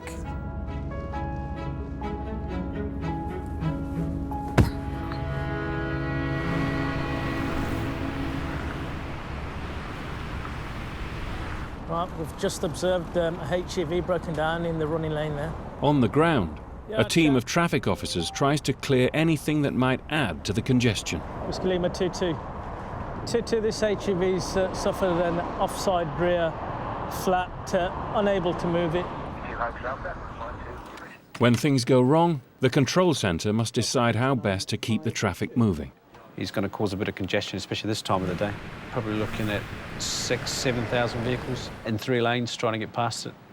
Yeah, Rob, if we need a lane 1, facilitate this tyre change, are you happy for us to put it on? They're asking for a lane 1 closure to help getting the HGV moving again.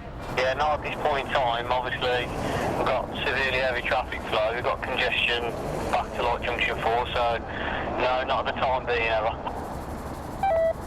Yeah, no problems, thank you. just to get one HGV moving would affect hundreds, if not thousands of people, so I can't justify putting a lane one on for them.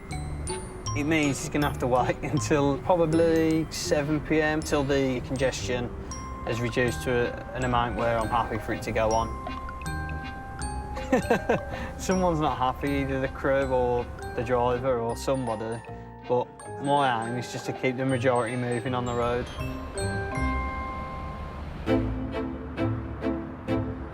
The M6 is at the heart of Britain's motorway network.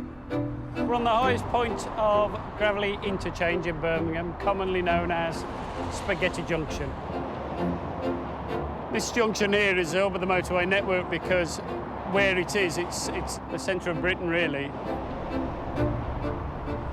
You've got the M6 north and south going directly below us. Off to my right, you've got the Aston Expressway, the A38M, the interchange with the M5 goes straight on to the north, Wolverhampton, Walsall, Manchester, or onto the M42, or further still onto the M1. 24/7, 365, the M6, up through the West Midlands is solid every day of the year. 2, 3 o'clock in the morning, it's busy. You know, it just never stops, ever. The M6 is now over 40 years old. With up to 8,000 vehicles running on it at peak hours, the road surface needs constant maintenance. Repairing the motorway is the job of maintenance company Amy. Dave Hawley is one of their project managers. Oh, every job I complete, I take the wife out to look at. She'll say, if it runs quite well, she'll say that's a real nice road surface. And it's always nice to get praised, especially by the wife, isn't it? Dave's next job is a 3.5-mile stretch of the M6 between Junction 10 and 10A. If you look at the joint between lanes 1 and 2, you can see it's widening out and starting to fret. So obviously that needs taking out. There's also patches where potholes have been forming. And if you look further up the motorway, there's more potholes that you can see that require repairs. The motorway here is in such bad condition that it needs to be completely resurfaced. And that means roadworks through the night for 4 weeks. But the problem is the traffic flows are so high that if we close the motorway in the daytime, the traffic would back up and probably bring the West Midlands to a halt.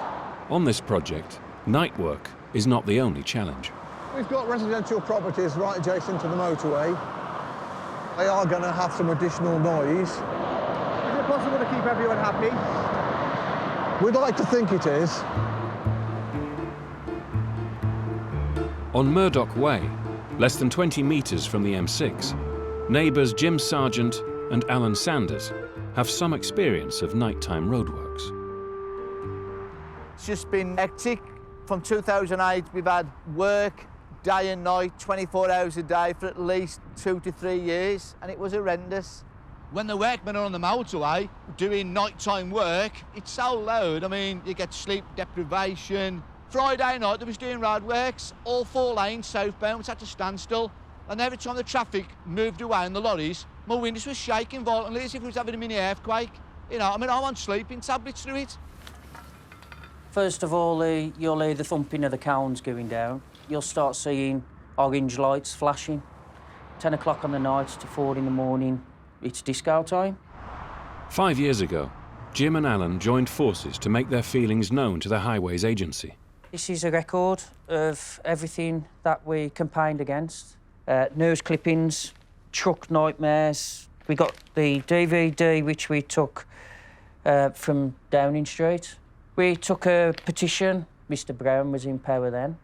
The Highways number is logged in my phone. I complain 2 or 3 times a week, sometimes. It's quite a lot and quite a big farm bill, to be honest. We're doing the northbound carriageway and the southbound carriageway of the M6 between junctions 10 and 10A. Obviously, the main issues are going to be noise because we have issues with residents.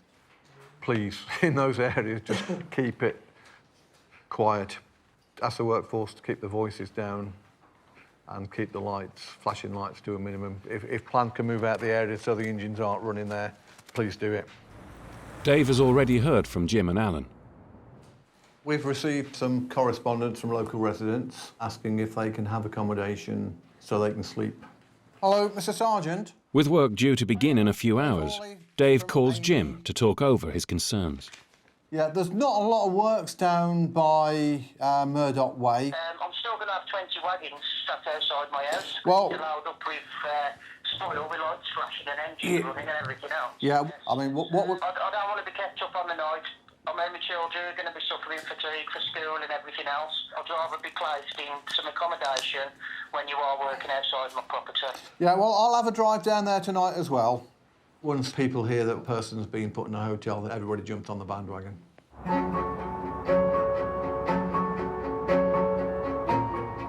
The Birmingham section of the M6 was built in the early 1970s.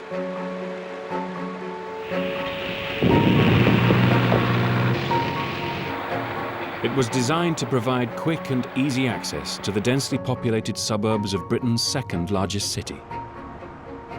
But this access came at a price. Imagine living here. It'd be horrible, wouldn't it? Eh? Absolutely horrible. The whole noise as well, the whole thing bounces. Obviously you can feel it bouncing. Yeah. A constant racket. That's dreadful, isn't it? Hello? Somebody got the washing out there. How brave's that?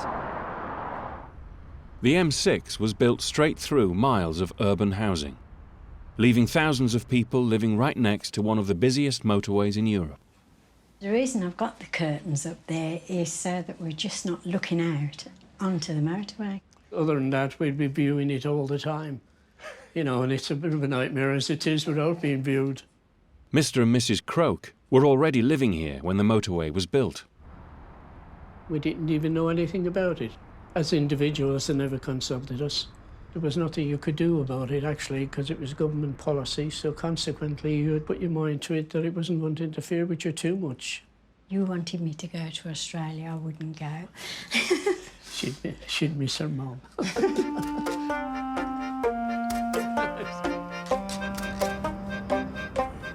Relations between the motorway network and its neighbours aren't always easy. So that's the property. That's the property, yeah.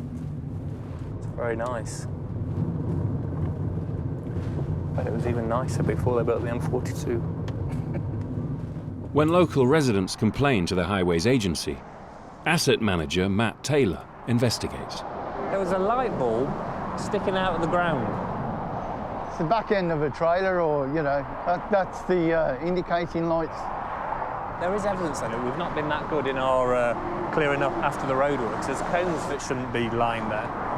That's something that we could improve on. You hadn't better go any further because it's all wet there. Next on Matt's list are Mr. and Mrs. Croak. This is the hole that's causing all the trouble. This has been going on now constantly for the last 3 years. Ollie induced the pump. The Croaks' back garden is flooded, so they've had it excavated. They believe the water is coming from drains connected to the M6. I mean, that will take about 20 minutes before it empties. And then it will start, immediately it will start to fill up again. It takes about 3/4 of an hour. When it was flooding the garden to such an extent, I couldn't sleep because I was continually worrying about it. If the pump packs up, the water comes up the side and it'll rush around here. I want them to come and sort it and rectify and put our garden back how it should be, because it was a nice, relaxing place to be. But you can't sit in the garden now. All you're doing is looking at this. Drainage was altered when the M6 went in the 70s. There's a brook nearby, and as part of the works, this brook was put into a culvert, and it goes underground. And this is where the flooding in people's gardens is occurring. There's a lot of water driving in your garden, isn't there? Hiya. Is it Mr. Croak? Oh, yes, that's me. My name's Matt. So you're pumping this out every day, are you? Every 3/4 of an hour. Really? I can see why they're anxious about the flooding in the garden. So were you here before the motorway? Yeah, definitely, yes. This is something that we weren't anticipating, so we've had to look at what we can do to make some money available to go in and have a look at this. We'll see what we can do. You've got a finite amount of resource. You've got to really prioritise what's the most important. When you think about the number of people that use our network on a daily basis, if you had a shortage of funding, if you had to go for one for the other, you'd probably go for the one which benefits the most people. Indeed. The logical first step is to understand the problem. When we know what the problem is, we can then work on the solution. All right, we'll be in touch. It's not just budgets that are under pressure. The high volume of traffic on the motorway puts stress on every aspect of the network.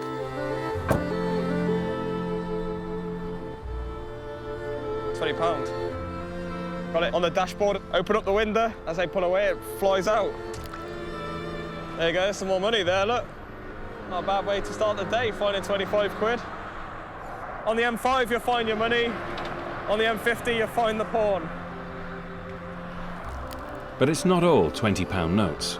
Plastic bags, coffee cups, I don't know what it is, but all the drivers appear to be on lots of caffeine or alcohol. Someone fancied a can of cider before they get home. The worst part is when you find the bottles of driver-tizer, which is the truck drivers mainly. They piss in a bottle and chuck it over the fence for us to pick up. On a shift, I'd say at least 30 bottles. Either we haven't got enough services or they just got a fetish for peeing in bottles, I don't know. I don't know how they do it. I know they got cruise control and whatnot, but I can't imagine it being easy and safe. Got a bottle of what looks like to be my favourite there. Proper driver-tizer. I think I need to see a doctor. Some stuff floating around in there. Ugh, disgusting. I got you a bottle of piss here, mate. Some people do decide it's okay to shit in a bag and just lob it out the window. That was one of our colleagues back in the depot. He was strimming and he stimmed through a bag of human shit and it went all over him. If we were to do it properly, all the way down and get every bit of rubbish, even with a full team of 8 blokes, you'd be lucky to do a K a day. It'd take forever. You'll start, and by the time you've done a few K, you need to start again to get the stuff that's been chucked out the next day.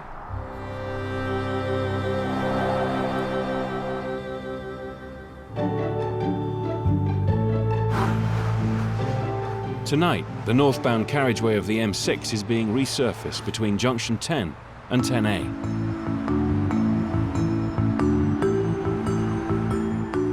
For the safety of the workmen, the entire carriageway must be closed before work can begin. Nobody likes us closing the roads off because where we close it off, they don't actually see where the work's going on. So because they can't see where the work's going on, they think it's all a waste of time. So we're probably the lowlifes of the job. Members of the public arguing with you, hurling loads of abuse, throwing objects, apple cores, sandwiches, bottles of piss, believe it or not. Yeah. Only last week I was spat on by a lorry driver. The first job is to put up signs warning motorists that the road ahead is closed. But the motorway is still running at full speed, and there is only one way across.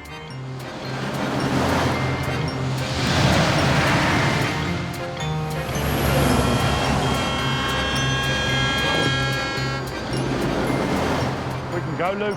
Yeah.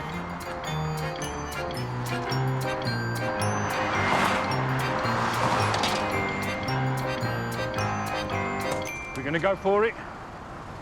Yep. We only get, like, what is it, 9 seconds to run across there. 3 seconds per lane, they say. And sometimes you only get 1.5 with some of these people driving along here, because they don't pay attention to the speed limit at all.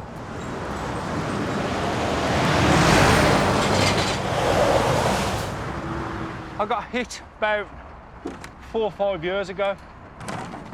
Car came down, went into the back of the cushion. Another car came down, fishing its way through, came down the rib line, caught me, and hit me about 15 feet in the air.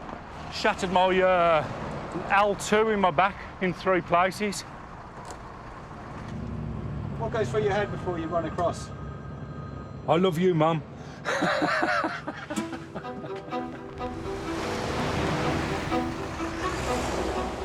While the police hold back the traffic, the crew blocks off lanes 2 and 3 so the vehicles can be funneled into lane 1.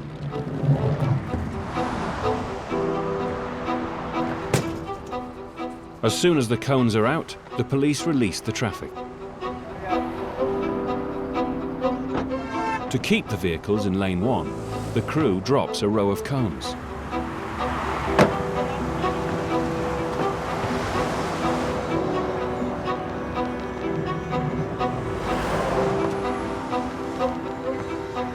As they approach the slip road, the crew move across the live lane, easing the traffic off the motorway. They all know that it's going to be closed, so they'll just try and squeeze through any little gap that they can. It doesn't matter how small the gap is, they will try. Now this is where it gets dangerous. Oh, look.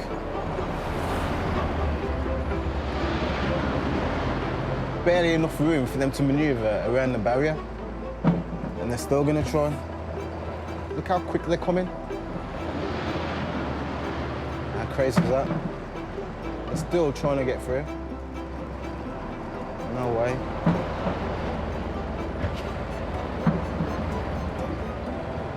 Jesus.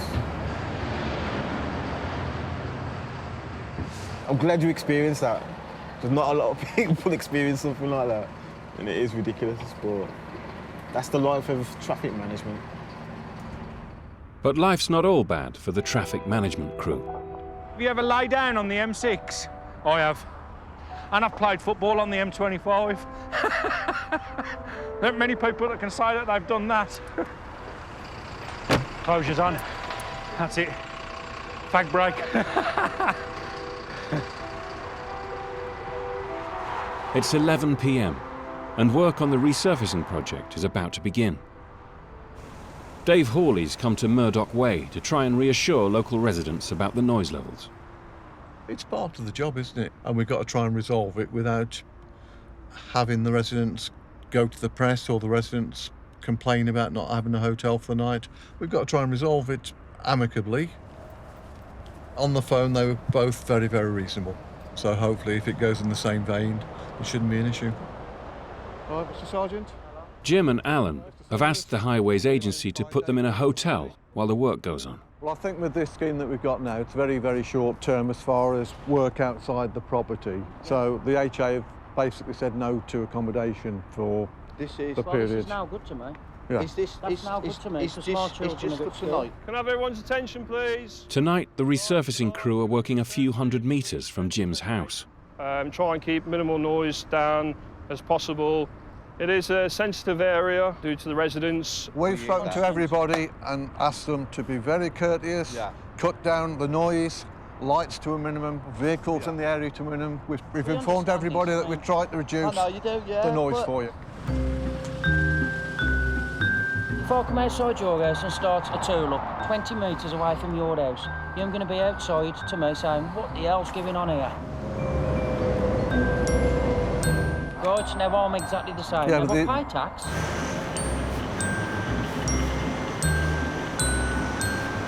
But I'm telling you now, if my children and my wife are woke up one night, I want accommodation. He's saying, look, our argument is now, look, you've got about 10 vehicles now all parked up here, look.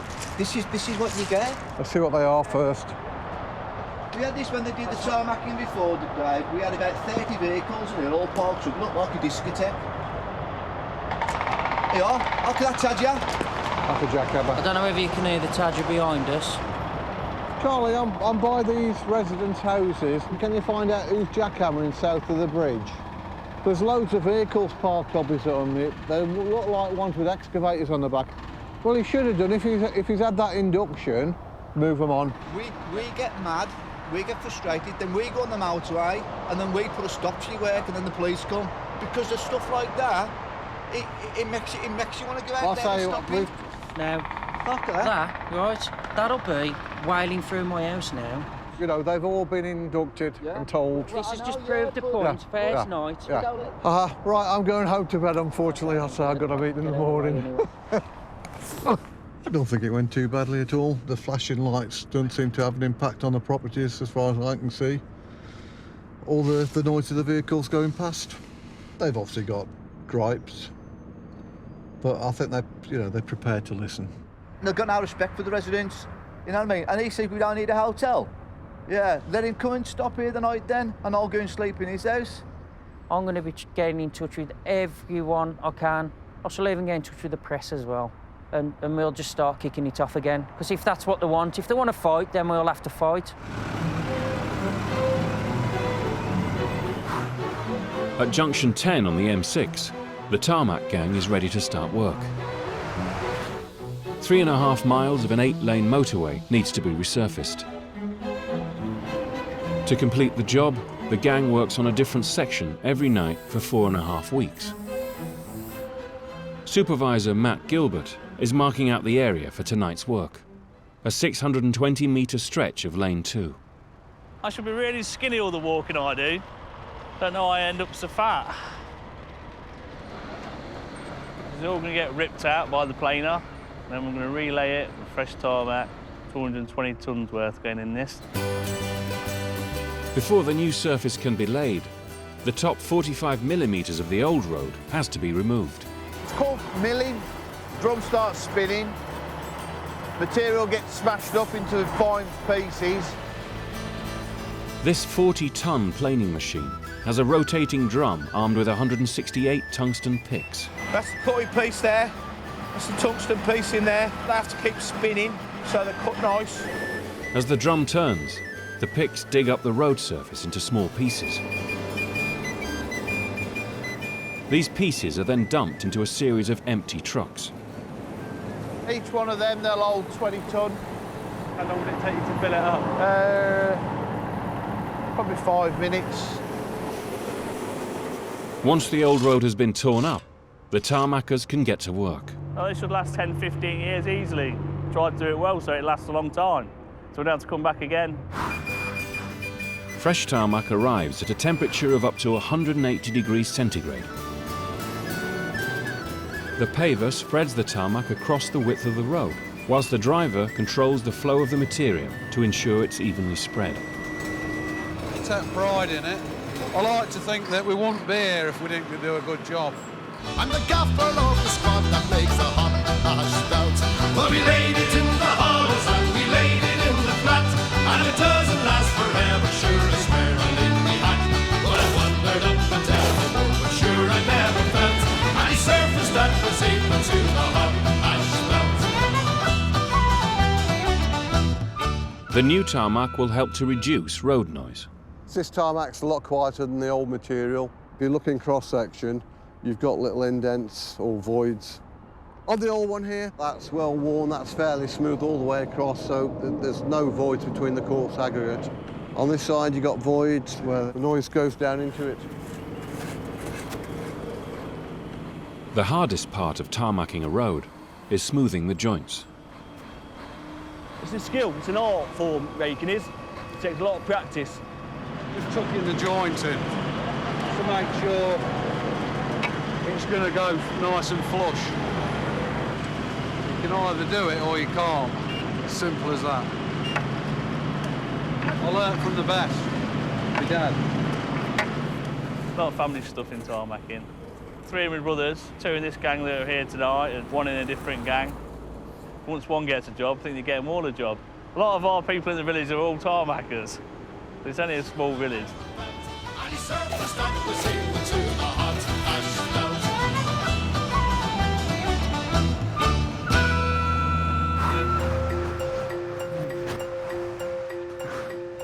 The motorway never sleeps. Just as the daytime traffic is winding down, a new nighttime rush hour begins. All these parcel lorries here that you can see travelling up here now, there's hundreds of them. Within 10 minutes you count 20 or 30 of them. Oh, easily. You know? The M6 is one of the country's busiest trucking routes. At night, thousands of lorries take advantage of quieter roads to carry goods to different corners of the country. Another one there. There's another one there. Hundreds of them. There you go, another one. Yeah. DHL again. DHL again. Not so many years ago, you'd want something, you'd have to order it from a shop and wait. Now you press a button And virtually anything you can think of will be delivered to you. Pair of shoes, new kitchen sink, taps, sellotape, it all comes through the post. Lingerie. Don't we take it for granted, but it's absolutely amazing, isn't it? I do wonder if in 10, 20, well, 30, 40 years, there will be shops. Will there even be money, Ken? Ken and Darryl aren't the only people keeping an eye on the nightly flow of trucks. Can you ask him if he can do a drive-by and see if it is the vehicle that we're interested in? Vehicle looks bell-shaped to me. Okie doke, we'll have that then. Anything's worth having a look at this time of night. A team of vehicle safety inspectors, employed by the Department for Transport, pulls lorries off the motorway for surprise inspections. There are certain vehicles on our roads that I would not want to be travelling too closely in front of. Brake pads missing, insecure and damaged caliper. So there aren't any brake pads on that one at all. Strapped up axle. So rather than stopping to repair it, they just literally lifted the axle up and strapped it up and carried on. Red hot brake disc, you can actually see. It literally is glowing red. Ready to go on fire. Inspector Dave Tinsley has found a French lorry with a brake problem. The indications on the dash tell me there's an EBS fault. It's the primary braking system of this vehicle. And that's in red. On the dash, clear, plain to see. His intention would be to go home, probably have it looked at when he gets there. Unfortunately, he's not going to get that far now. For the braking problem, is £100 fixed penalty. Visa card or a MasterCard? The M6 carries trucks from all over Europe. There's not many places that they don't come from. Right, so we've got Hungary here, Germany, a lot of Germans, Czech Republic, Poland, Spain and Portugal, we get a lot from there. Fresh produce, your lettuces, your oranges, apples, fruit. The team isn't just looking for mechanical faults. Some of these are the restricted views to the front. You can have a pedestrian stood 8 foot away from the front of that vehicle and the driver physically will be incapable of seeing them. There's another view to the front. If your kids are crossing over at a school crossing or, you know, God forbid, and you've got one of them waiting to cross, you know, that crossing. Just in the car, and he's drove past him and he's physically seen that the laptop's open and that it's shining, so it's obviously turned on the dashboard. OK, you speak English? OK. The reason you have been brought in here is because the laptop is open. It's on the dashboard, and you can see it, and your driver can see it, because I can see it from here. What film is it that's on there? What's the film called? 1970s, a serial, you know. Oh, a serial. Before you leave here, that will be removed, and there will be a penalty. It's one of my favourites, to be honest with you, a laptop, because I consider it to be very dangerous. I think I can multitask, I'm very good at it, I think, but I couldn't drive this and watch a film at the same time. Somehow he's got this far doing it. First time, you know, this. It doesn't matter, it's very dangerous. Yeah. And it's not just, this is European law. This isn't UK law. European law, this is. All over Europe, France, Belgium, Italy, Spain, all the same. No laptop, no film. Everyone who works on the motorway must take their turn on the night shift.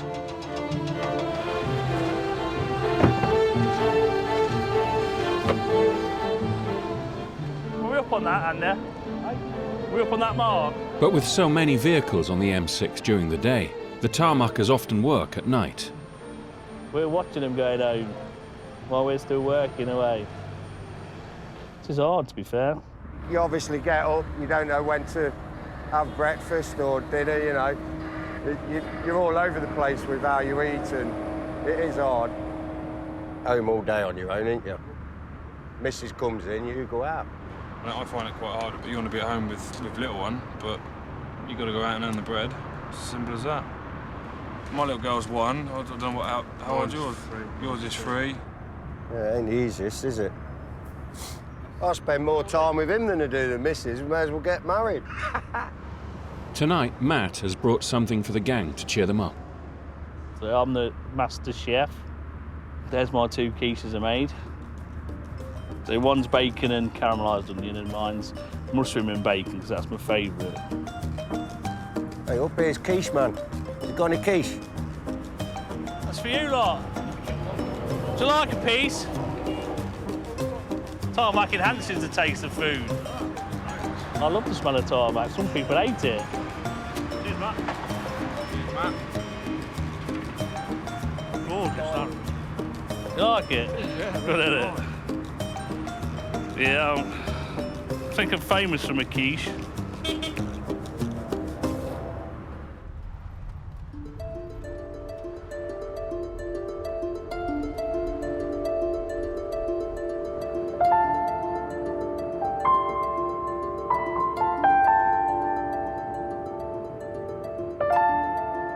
For the last 3 years, the Croaks back garden has been flooded.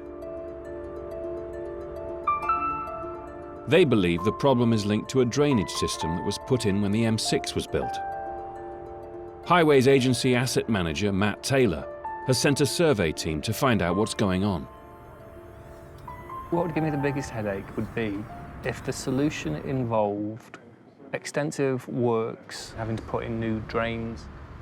But if there's just a blockage that can be removed, obviously that's a much quicker and easier solution for everybody. One possibility is simply that nearby tree roots are blocking the drainage pipe. We're going to do a survey first to see what the actual issue is, what's causing the problems, and then hopefully, if it is roots, we'll root cut it out. It's starting to get a bit thicker now.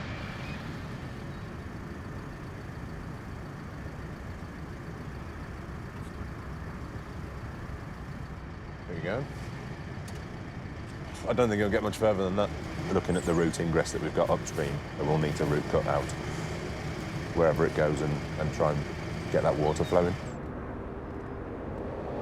They're sending this jet through to try and bring all of the roots out into the chamber, and then they'll be sucked away. We're also getting rid of all the silt in there.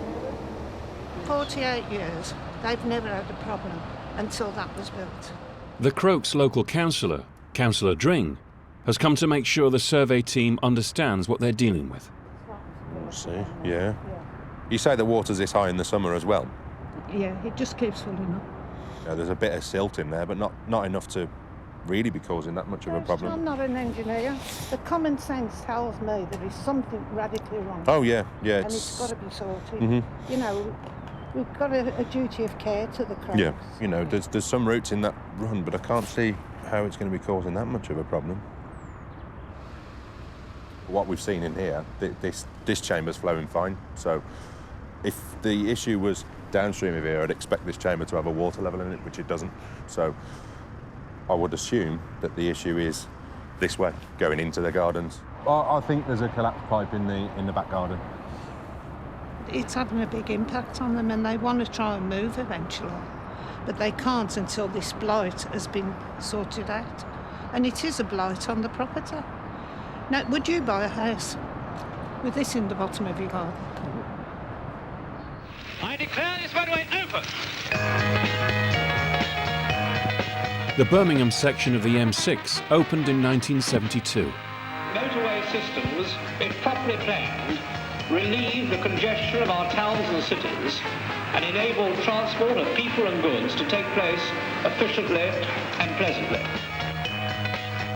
The new motorway was part of a plan for the future, in which high-speed road networks would revolutionise urban travel.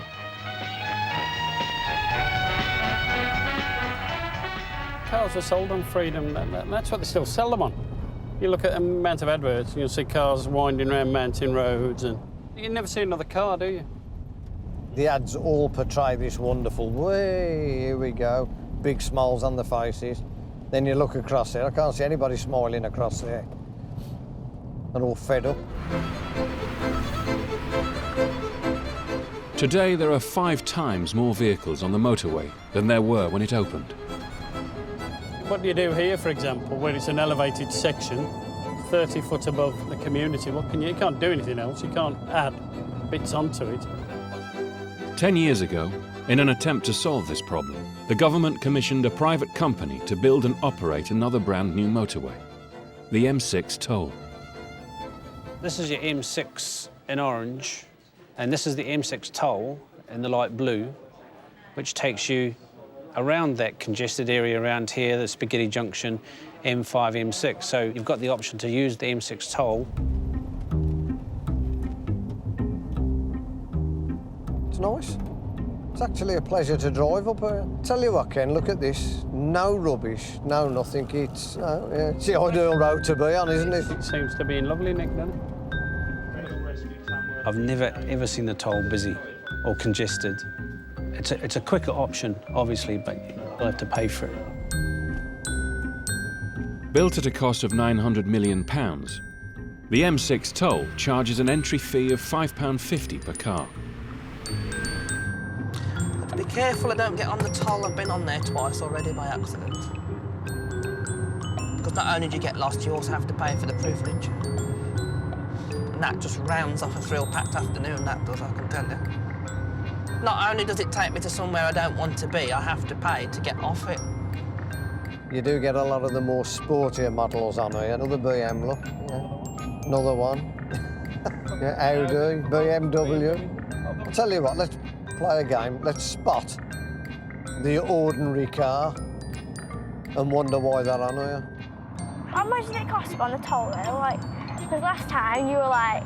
borrowing money off everyone because I haven't got enough. Why did it charge to go on the motorway though? Why? Why? Yeah, why? The government want more money.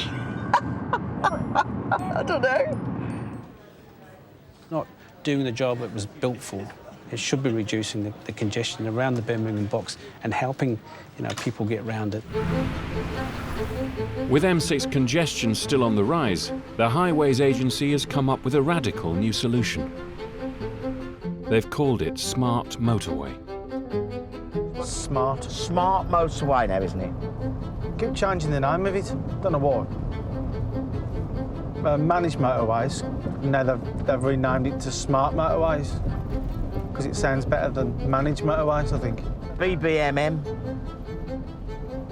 What's that stand for? Birmingham Box Managed Motorway. At busy times, the Highways Agency will increase the capacity of the road by opening the hard shoulder as a live lane. Each lane's got a signal above it. If it's showing a speed limit on it, then you can use that lane underneath that sign. But if it's not showing anything, you can only use the 3 lanes that you're available to use at 70 miles an hour. The hard shoulder will then stay as the hard shoulder. It's going to ease congestion. If you've got 4 lanes running instead of 3, it's going to ease congestion. That's just a fact.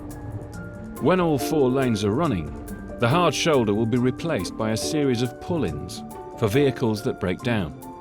I do like an hard shoulder. I just think if anything happens to my car and I've got to stop for any reason, that bit there, it's like in my mind that I need. I've got somewhere to go over to. A massive programme of roadworks is underway to convert the Birmingham section of the M6 into a smart motorway. There's always something going on. It never ever seems to finish. But the bottlenecks are the actual roadworks now, which are never ending. During these works, the hard shoulder is blocked off. So in many places, drivers are already adjusting to life without it. Oh, what's going on? What's that noise? What is that noise? Is that my car? Yeah, I think it is. It is? I'm going to have to pull in. Oh no, where am I going? See, where's me? Oh, I feel sick. Oh no. Oh, I do. Oh God. Help. I think my tyre's blown. Oh God. Please. Ah! Oh God. I'm going to cause a pile up. Yeah, I've got them on. Haven't I? Where are they? You worry me. Oh God. I feel sick. I just knew this was going to happen. The problem is people aren't educated enough with it. If you don't use it regular, you're not going to fully understand it. Don't. I'm going off 2-page. I'm panicking. No, Luke, I haven't got far go as long as I'm just off there. Oh, Lord. No. Come past me. Come past me. Please come past me. Oh, you silly lady, I've got my hazards on. I'm nearly off now. Don't you worry. I'm going to tweet this. Oh, thanks, Paige. I'm going to tweet it. You're that worried? Feel better now. Yeah. I have just rang someone, but they said they'd be an hour. It's all right, it's free recovery. If you just want to come to the side, yeah? Yeah. The free recovery man's just here, moving me off the motorway. I could have just moved over to the hard shoulder and I'd have felt a lot better. But because I got nowhere to move, I got no manoeuvring, it was 3 lanes and that was it. So, really, we need an hard shoulder. But work on Smart Motorway is in full swing.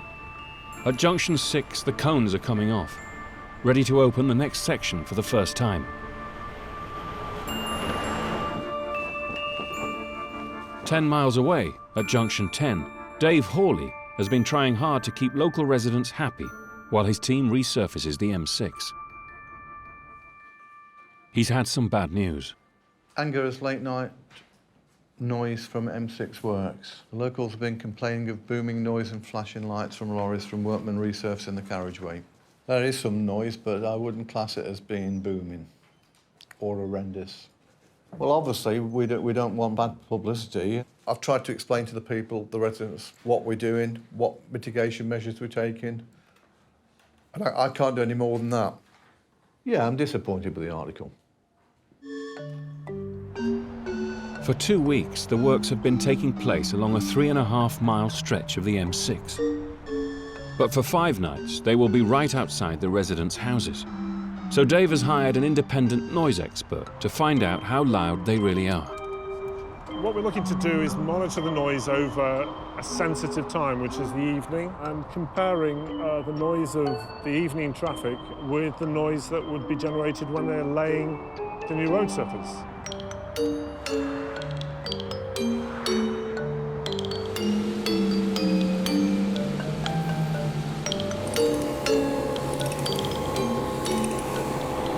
I spoke to one of the local residents prior tonight just to say that we would be working adjacent to his property.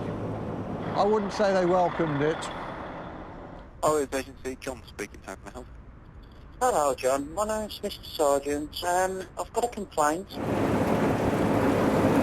If I was a newt or a badger or anything like that, or a snail from Italy, they'll move me, they'd reposition me somewhere, and that's all I'm asking for.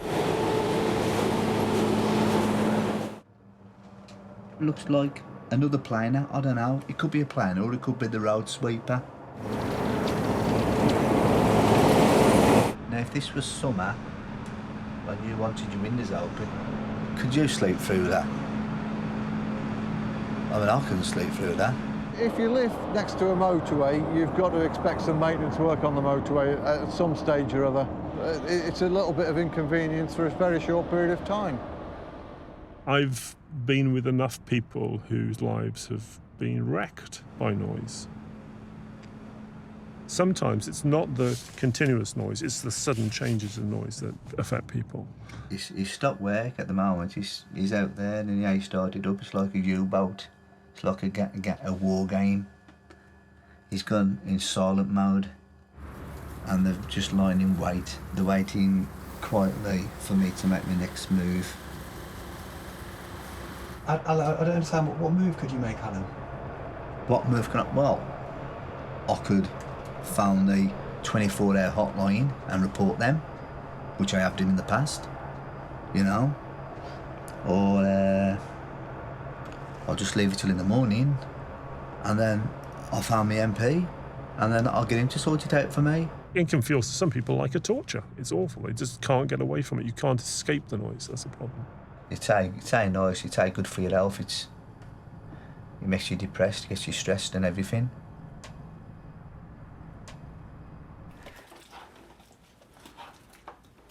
Local resident Jim has also been keeping tabs on the noise levels. We've purchased a sound monitor from a well-known store. This is what we recorded. This is where it's starting to go up, but it actually goes up to 119.2 decibels. but we'll have a little test now.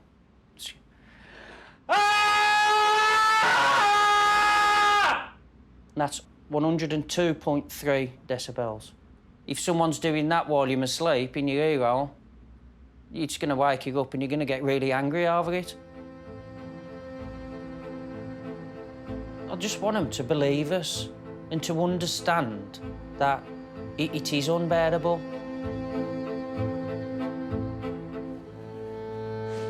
Dave has had the results back from his own noise monitoring.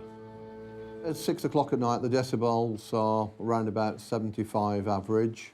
10 o'clock when we closed the motorway, and the average there is 71. And then we started work around about 70.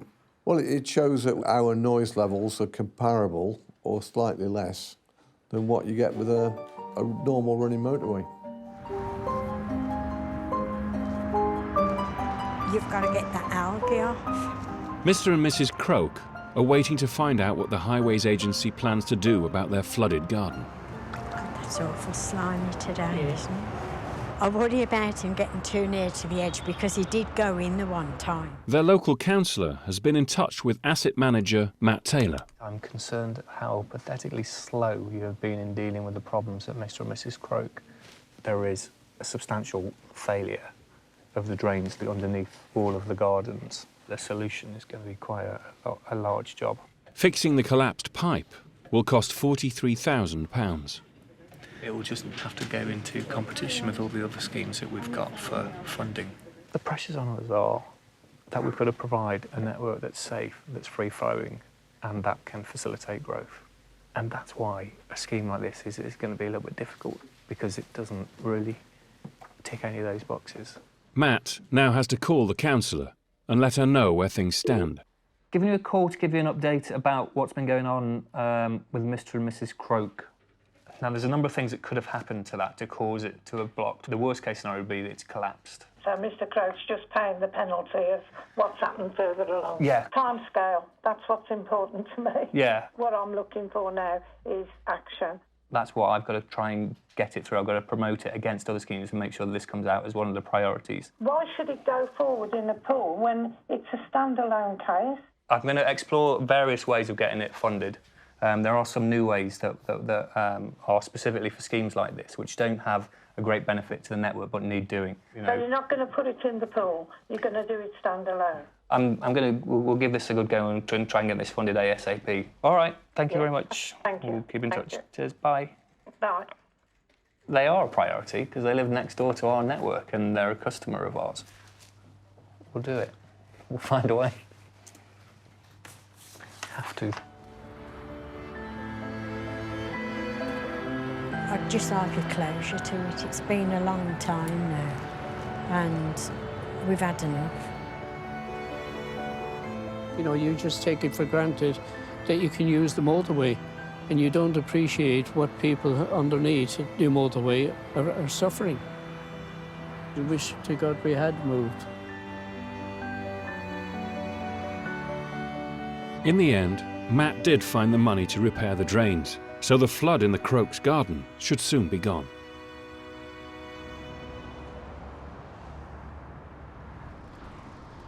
At Junction 10, the new road surface is finished. All that's left is for the tarmac technician to make sure the work is up to scratch. This test has to be done at a walking speed. This is a 3-metre rolling straight edge. And if there's any irregularities in the road, the centre wheel will pick it up. It's got to be a nice smooth surface for the driver. It's a nice smooth surface for them. It's a nice drive. If, you know, bouncing up and down on the road, it's not a nice experience.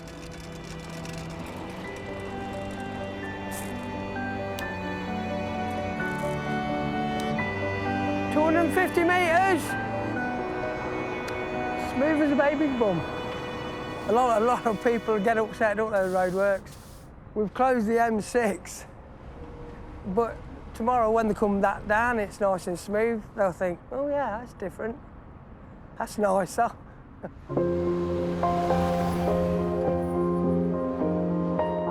It's time for Dave Hawley to try out the new, quieter road surface. Just coming up to the new road surface any minute now. Just coming onto it now. Can you notice the difference in quietness?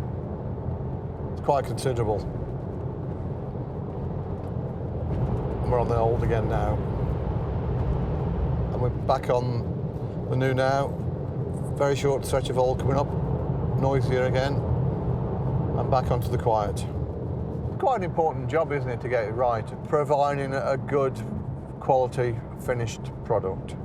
It's a pity sometimes that we don't get letters off people thanking us a bit more for what we've provided. We do get some, but obviously it'd be nice to have a few more coming.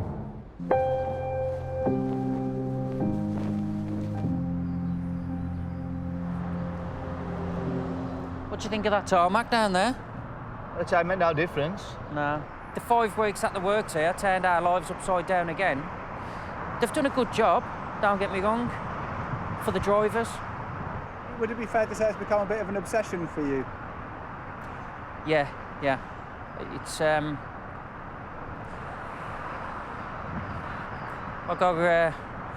don't know. OMD? Obsessive motorway disorder? I don't know. I've got something.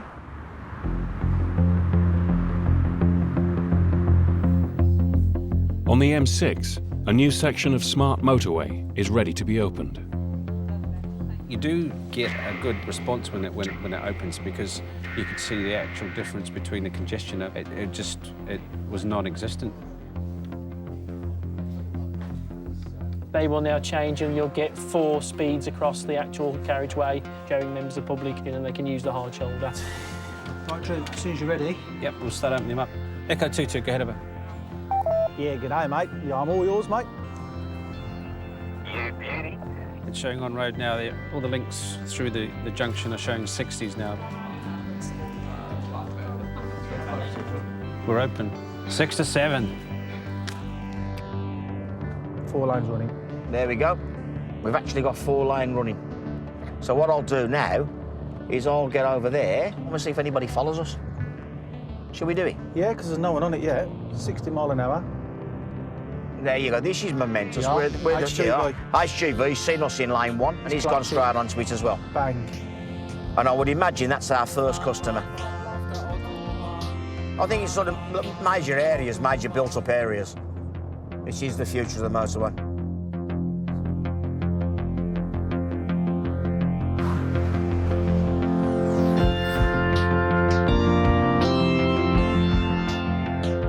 When you look back in a couple of years and see that whether it actually in reality eased it, or if the economy picks up more, we put more cars onto the network. You're back to 4 lanes of standing traffic instead of 3. A lot of it is elevated. There's just no scope to widen it again unless you build another one alongside it. But who's going to want that? Who's going to put up with it? And who could afford that? They build another motorway on top of that one on stilts, like down in Spaghetti Junction. It may happen, have a motorway on top of that, on stilts. If that's the case, I'm up. Next time, There's the rain, marvellous. the motorway faces the stormiest winter in over 40 years. You will get incidents, you'll get accidents. The M50's flooded, the M54, we've had vehicles left the carriageway, you name it, it's happened. Chaos, mate. Trees are falling down left, right and centre. If anybody can help me put some cones out, please?